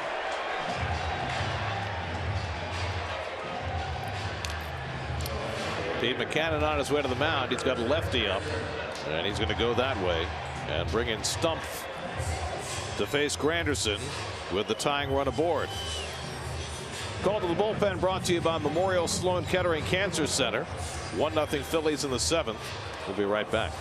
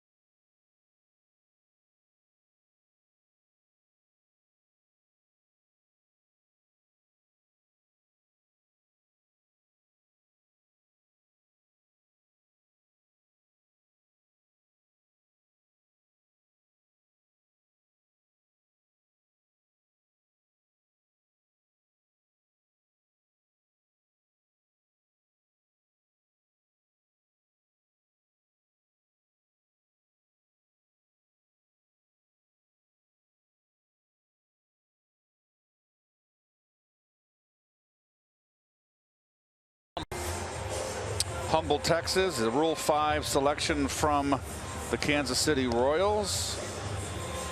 He got an out in the game yesterday, getting Wilmer Flores to line out to center, which lowered his career ERA from infinity to 81.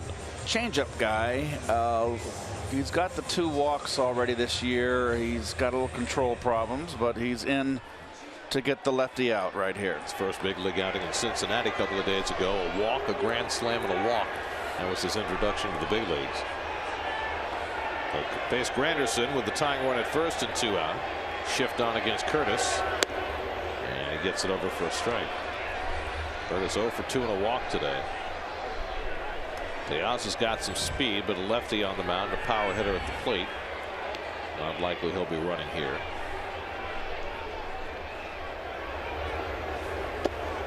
And the breaking ball misses, 1-1.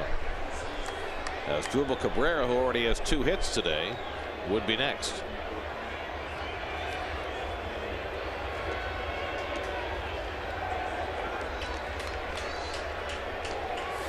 David Hernandez up in the bullpen. I believe he's ready.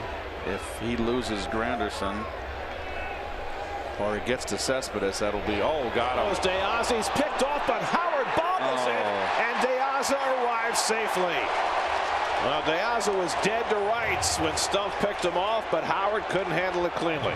Well, that's 2 for 2 for Howard. He did one in between innings, if you recall. Couldn't get the lost the grip of the ball. That is not going to be an error. It's going to be a stolen base. Because he was running on the pitch, you can't assume that he would have made the play. Oh boy, clank, clank. There it is. It's like he was trying to pull it out of his glove and it pulled a phantom ball. It's like Bullwinkle pulling a rabbit out of his hat. Wrong hat. Tying run at second with 2 out, and Granderson hits one out to right center field. Borges cutting over though, and he gets there. Almost lost it at the last moment as that ball took a dip, but it's able to slide and grab it, and that retires the side. Borges down to his knees, but using his speed to run down that fly ball by Granderson to get the Phillies through the bottom of the 7th. On to the 8th we go at Citi Field, still 1-0 Philadelphia.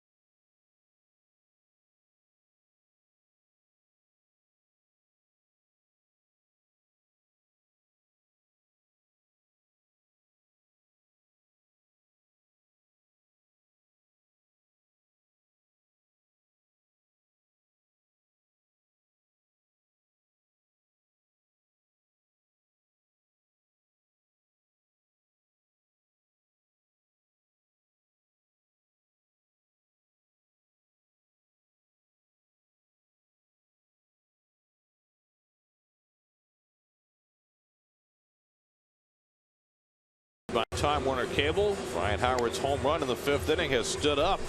It was a terrific pitchers duel between the starters, Vince Velasquez and Bartolo Colon. Game now in the hands of the bullpens. Here's your Phillies box score, brought to you by Land Rover. Howard's 2nd home run of the season and his 45th of his career against the Mets. Against Colon, as he went the other way, as he so often has. And that is the only run of this game. Nice crisp, well-pitched ball game. It's crisp ball, right? Yes, and there's Antonio Bastardo coming off an inning of work last night.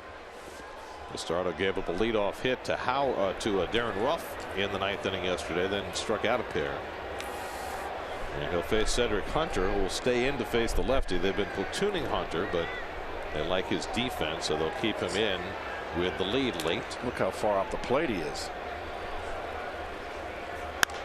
First pitch swinging, pops one up, playable, and Flores in foul ground snagged it. 1 pitch for Bastardo and 1 out in the top of the 8th.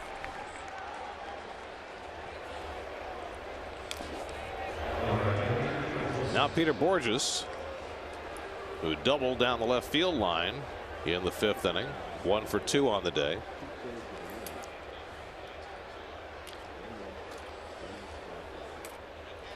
The Phillies only have one left-hander on the bench, and that would be the switch-hitting Emmanuel Burris.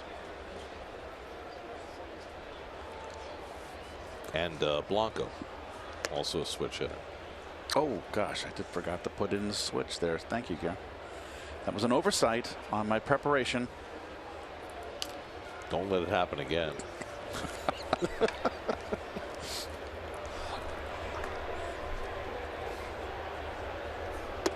Wait till we go to Cleveland.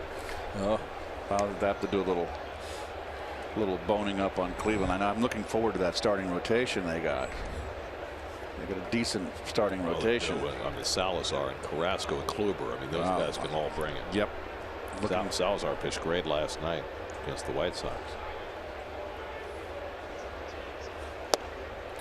That's a good fastball from Bastardo. That's good one. Very good fastball. 91. Oh, and by the way, that's our next picks telecast. That's a great segue right there. Nice 4 o'clock game. Great. We have dinner, Gary, after the game, you and I. Great. You know, a place in Cleveland where they won't stone you.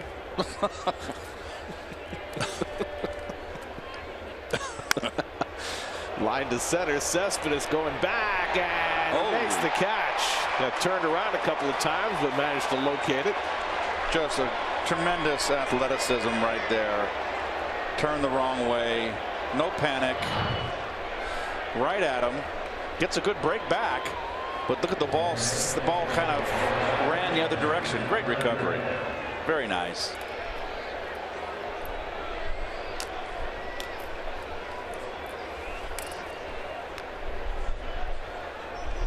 So Cespedes able to stay with it and make the play to get the second out for Bastardo. And now Tyler Goodell will be a pinch hitter. Goodell, who struck out as a pinch hitter in the 9th inning against Bastardo yesterday, gets another crack at him. Tyler Goodell, the younger brother of Mets pitcher Eric Goodell, is currently pitching for Vegas. Eric went to UCLA. Tyler signed out of high school. And they both grew up in my neck of the woods. In the northern California and the west, the peninsula, as it's called.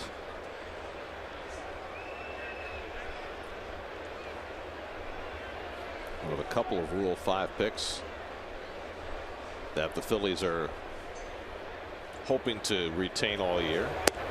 You saw Daniel Stumpf, he was a Rule 5 pick, and Goodell as well.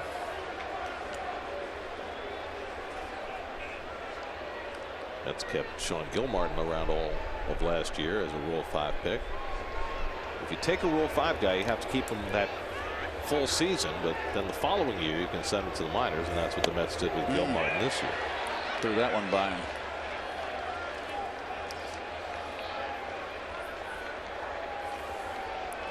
If for whatever reason Jacob deGrom can't make his next start because of the lap, because of the baby, then Gilmartin certainly would be a candidate to come up and make that start. Struck him out. Bastardo blows away Goodell, and he's got himself a 1-2-3 inning. To the bottom of the 8th we go. Still 1-0 Phils.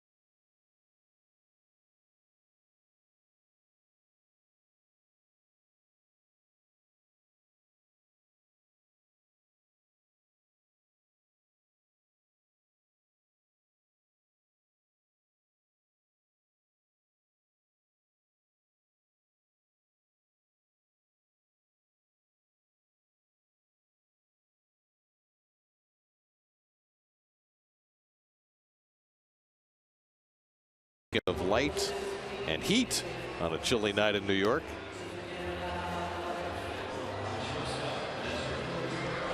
think if you got close to that torch, maybe it would keep you warm. Wasn't there a point where you remember in that Hitchcock movie? Which one was it where the villain fell to his death? Oh gosh, 39 steps. Not sure. It wasn't Vertigo. That was no, Vertigo was Rushmore. Right. David Hernandez will pitch the bottom of the 8th for the Phillies. Came up with Baltimore, had a couple good years in 11 and 12 with Arizona. Hard thrower, 30 years old. Pitched 2/3 of an inning yesterday, gave up an RBI hit to Travis d'Arnaud. Comes in to face Asdrubal Cabrera, who has 2 hits tonight. 2 of the Mets' 3. A double and a single. Duda has the only other hit. And Hernandez falls behind Cabrera 2-0 with Cespedes and Duda to follow. 2, 3, and 4 in the batting order. Jerry's familiar, getting ready, hoping the Mets can at least tie it here in the bottom of the 8th. Mets have been stymied all night. There we go. There's 3-0 to Cabrera. And this is the Philly bullpen that has been coughing it up. Well, Hector Neris and Daniel Stumpf combined for a hitless inning in the 7th behind Velasquez, who was brilliant for 6. But it's been a rough beginning to the season for Hernandez. And now he's behind Cabrera 3-0. There's a strike. Well, a good pitch to hit. And you don't need to hit a home run here. You are in the 2 hole. You're not in an RBI position. You're in a setup position. Well, you got big bats behind you with Cespedes and Duda. And Cabrera fouls off the fastball, and it's 3-2. Get the ball rolling. Get on base by hook or crook.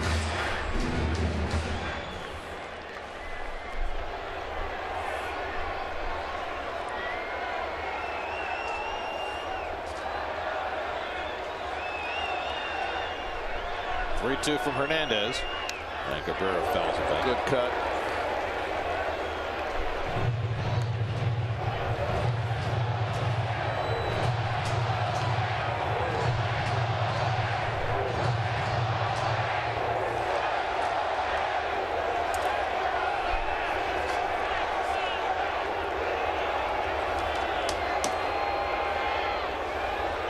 Again, the 3-2.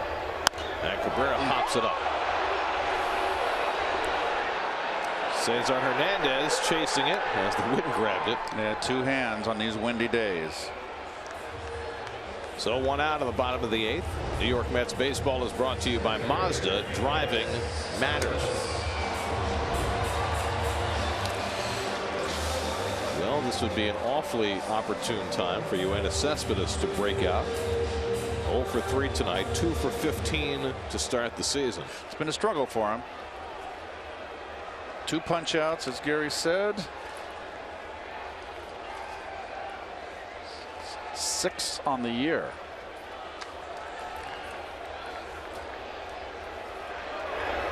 Breaking ball misses high from Hernandez. They pull 3 infielders over to the left side for Cespedes. Very deep in the outfield. Here he is. Again, Hernandez falls behind. Playing with fire, falling behind again. Lucas Duda on deck. This is Cespedes' first ever look at David Hernandez. And he takes a strike, 2-1.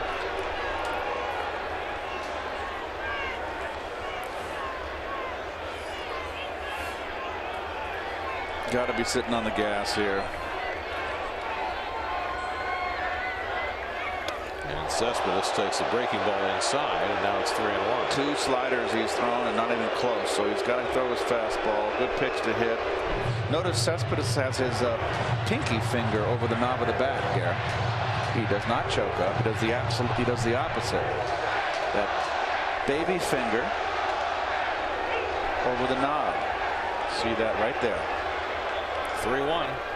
Takes this big home run hack and comes up empty. 3-2. And that's the pitch upstairs. The big power cut, uppercut. It's hard to catch up. Under it. Phillies have action up behind Hernandez in the bullpen. 3-2. And he struck him out with a slider. So Hernandez comes back to strike out Cespedes, who fans for the 3rd time tonight. And here's his first smattering of booze from the fans at Citi Field. Well, that didn't take long.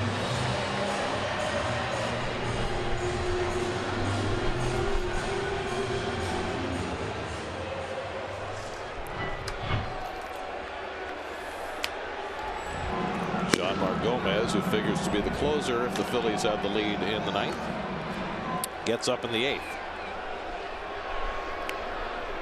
Now Lucas Duda with 2 out and nobody on. Lucas had a base hit back in the 1st inning. Mets have only had 3 hits all night. Can't throw a strike early in the count. He has to get behind before he starts throwing strikes. 3-0 on Cabrera before he came back to get him. 2-0 on Cespedes, and then 3-1 before he struck it out. And that Duda, a good shot, 1-1.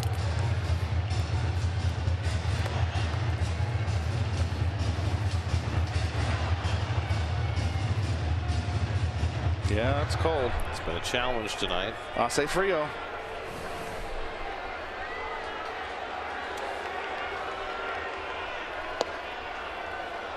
Two and 1 to Lucas. Now the Phillies trying to figure out a way to craft their first win of the year, and so far tonight they've done it with great pitching. That's trying to break through. And again Hernandez falls behind. It's now 3-1. Neil Walker would be next. Good pitch to hit here. Look, middle in fastball.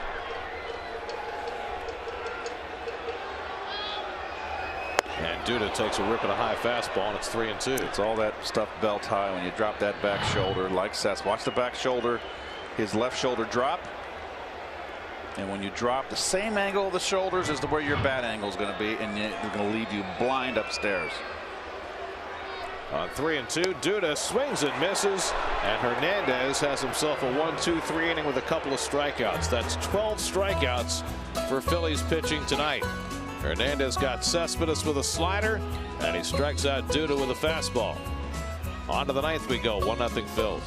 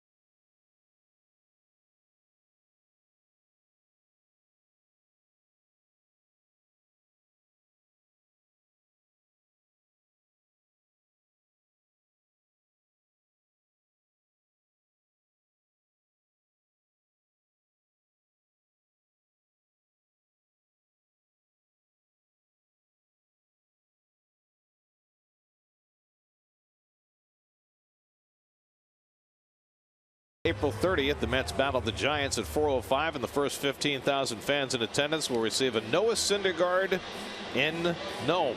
That's Noah Syndergaard in Nome, courtesy of Citi. For tickets, visit Mets.com/tickets. With the Thor hammer.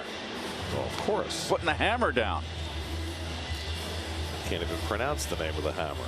Can you? Starts with an M. Is there a name for it, really? M and a J. Oh. Jerry's Familia will pitch in the 9th inning, despite the fact that the Mets are down by a run. Hadn't pitched since the 2nd game in Kansas City, where he collected his first save in a clean inning. Did not have a good spring. But he looked great on Tuesday in his season debut. He'll face the top of the batting order in the top of the 9th, trying to keep this a 1-run game. Freddie Galvis is 0 for 3. He hit that bunt that Colon made the over-the-shoulder catch on his last time up. And Familia darts one in for a strike.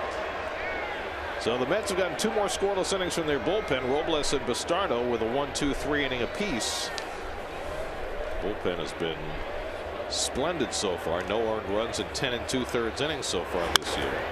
Galvis lifts one to left center. Easy for Cespedes. 1 out.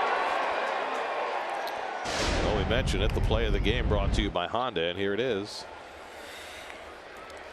Oh. Long bomb. Over the shoulder. Yes. Just run under it. I'll hit you at the 3rd garbage can. Staubach to Bob Hayes. How many more dated football references can we get into this broadcast? I don't think Bart is winning any races against Bob Hayes. Cesar Hernandez hits one past Familia. Walker's going to have to play it, and he's got no play. Familia looked like he got handcuffed as that ball sailed by him. Well, Familia, he has one weakness. It is his fielding, his position. He hasn't got good hands. But the only thing we care about, and you Met fans care about, is those hands and fingers throwing that hard sinker and hard slider. You can see he always struggles with the glove. So you're saying his output is better than his input? Yes. That's fine. 1 out and 1 on, and now Odubel Herrera, who's 0 for 3 today, struck out twice and flied out. The Phillies have their 6th hit. 2nd for Cesar Hernandez, who was caught stealing on what looked like a busted hit and run play in the 6th. And Herrera showing bunt, and that sends Flores ambling in from 3rd. Maikel Franco waiting on deck. In the bottom of the 9th, the Mets will have Walker, Conforto, and Flores due up, presumably against Jonmar Gomez, who's getting ready in the Phillies bullpen.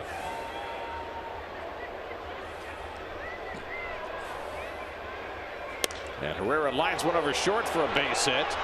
Hernandez scooting around 2nd. He'll go to 3rd. And the Phillies have runners at the corners with 1 out. So Odubel Herrera has his 2nd hit in the series. And Familia, trying to keep an insurance run off the board, will be hard pressed to do so. He's just has been erratic with his sinker. And that's just a good hitting right there. Look at the sink here. Let's see. It's pretty straight. A little late sink, but too much of the plate. And not Cabrera, excuse me. Herrera does a nice job with that, and that's easily a 1st to 3rd. Mets are going to play back for 2. So Hernandez now at 3rd, Herrera at 1st with 2 out. And here's Maikel Franco, who's 0 for 3. Grounded out. Hit a soft liner that Cabrera made a nice play on, and then took a call 3rd strike in the 7th.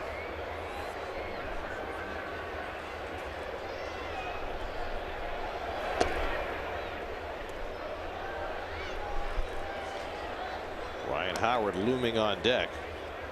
Howard's home run is accounted for the only run of this game. Logan Verrett's going to stay busy in the Mets bullpen. You know that Terry Collins and Dan Worthen don't want Familia to throw a ton of pitches in this game. They brought him in to get some work, but they don't want him to get too much work with a day game tomorrow. And I would think if DeGrom can't go because of that lat, it's going to be Verrett. It's going to get the start. Could be Verrett, could be Sean Gilmartin, could be Rafael Montero. They've got plenty of options. You see that swing that Franco just took right there, and you know you need a sacrifice fly. It's a big run on 3rd base, and there he is swinging from his shoestrings.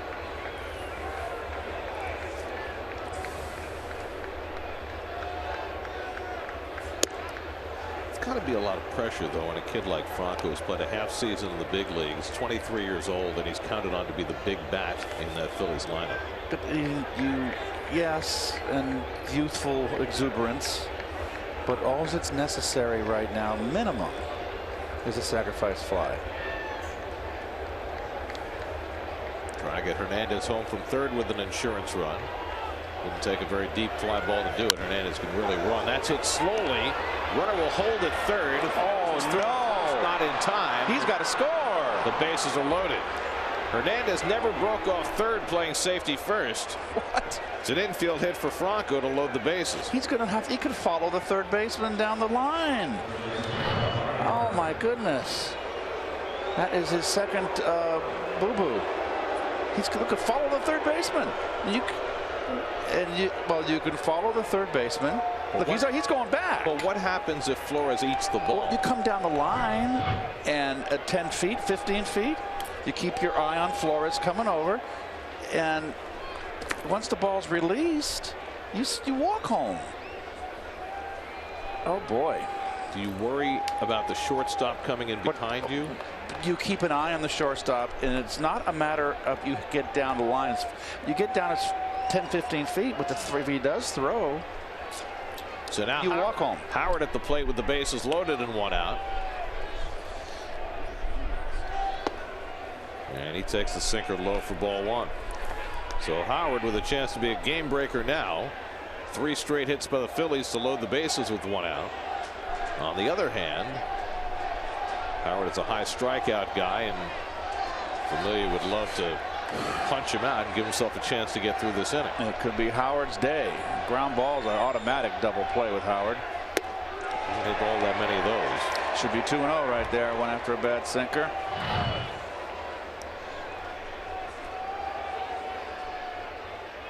And again, you've got a sinker ball pitcher. You're a left-hand hitter. His bread and butter is that sinker away. Just sit on it and take it to left field, get the runner in. If not, drive it in the gap. Well, he drove one out of the ballpark to left field back in the 5th inning against Bartolo Colon to account for the game's only run.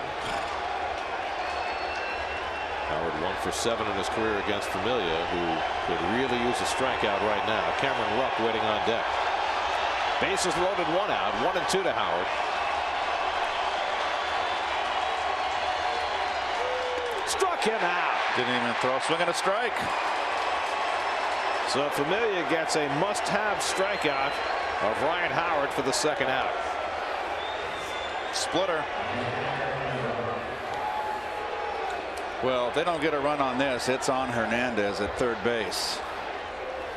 He should have been scampered home on that little grounder down the third base line. 2-0 ball game. So it's left to Cameron Rupp. Hernandez at third, Herrera at second, Franco at first with 2 out. Rupp is 2 for 3 on the day, twice a single to center field. And he takes a fastball that just misses for ball one.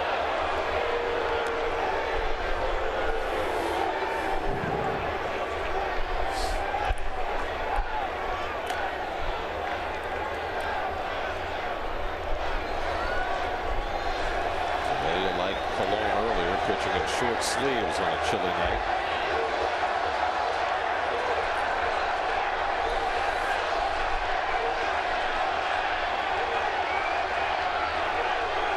And Rupp cracks one foul. There was a pitch to hit right there up in the strike zone. Bases loaded, 1-0. Familia does not want to go 2-0. It's really an advantage hitter. And he got a pitch to hit right there.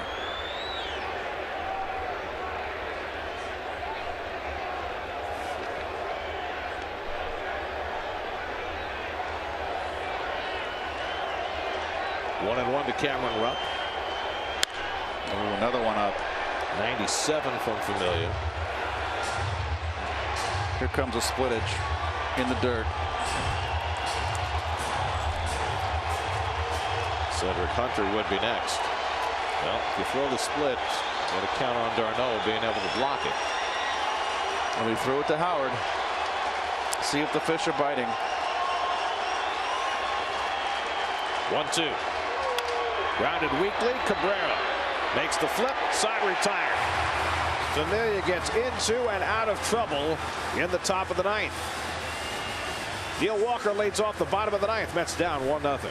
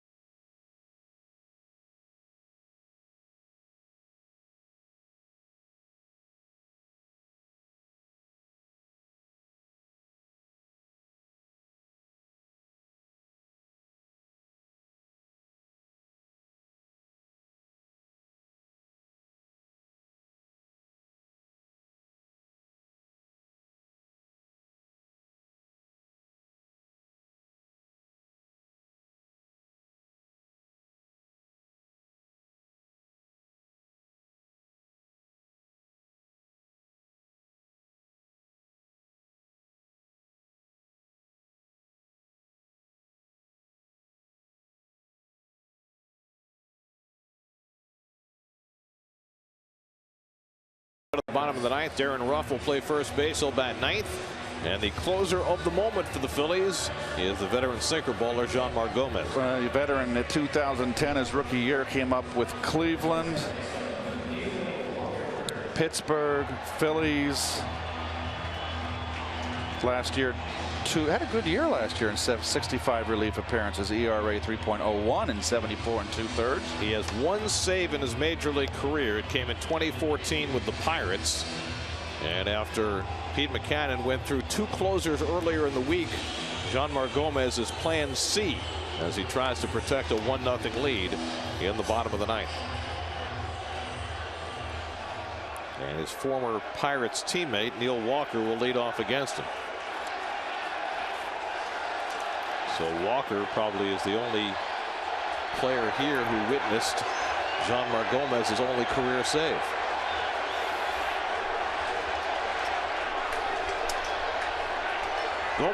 Walker's 0 for 3 tonight, flat out twice and struck out. Mets have struck out 12 times tonight. And a tapper back to Gomez on a first pitch sinker. One pitch and one out. Boy, he threw a balloon over to first base. So many pitchers who have trouble throwing to first base. You see Dylan Betances earlier in the week? Yes, I did. Just seen Familia struggle with that. So many pitchers. So one pitch. And Gomez has his first out. And here's Conforto, who's 0 for 3 today. Grounded out, struck out, and popped up.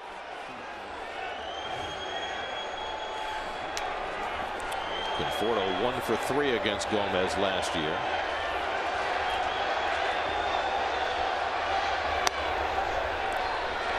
Ball 1 to Michael. Wilmer Flores on deck. If you're thinking about David Wright, Terry Collins told us before the game that he did not think that David would be able to pinch hit on a night like this. Just takes too much to get him loose and ready. Little number, that might be trouble. In comes Franco to field it though, and he throws out Conforto, 2 out. Right off the end of the bat, Franco playing in, or was it Galvis? It was Galvis, the lone infielder over on the left side. So that's 6-3. Well, I cued it, so it's an off-speed pitch.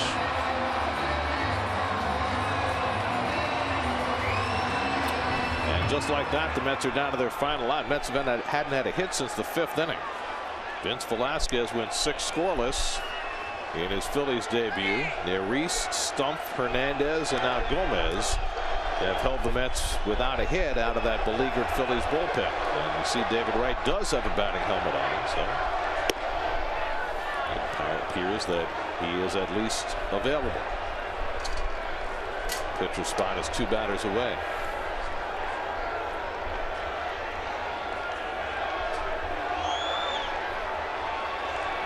Flores has walked twice and struck out 0 for 1. Bloops one foul. That was a hanging slider right there. And now the Mets are down to their final strike.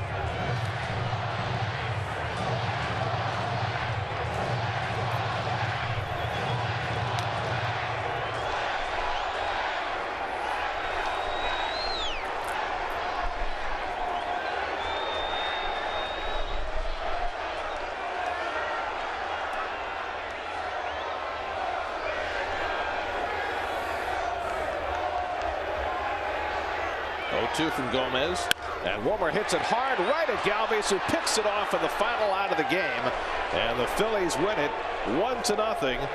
Phillies get their first victory of the season as Vince Velasquez wins his Philadelphia debut, as the Mets are held to 3 hits by 5 Philadelphia pitchers and drop this one 1-0. Well, Velasquez, here's the last out, a bullet hit right at the shortstop. And that is a clean pick right there. A big hang with them. But the much maligned bullpen of the Phillies go 3 scoreless, but didn't give up a hit, only 1 walk as they close the deal. And young Vince Velasquez really looked good, Garrett. Tough luck loss for Bartolo Colon, who gives up a home run to Ryan Howard. Nothing else, but that's enough to beat him. The game summary brought to you by Jeep. Colon struck out 7 over 6 innings. Velasquez, though, was better. He struck out 9 in his 6 scoreless innings for his second major league win and his first for the Phillies as they snap the season opening 4-game losing streak, and the Mets fall to 2-2. 1-0 Phillies the final. More from Citi Field coming right up.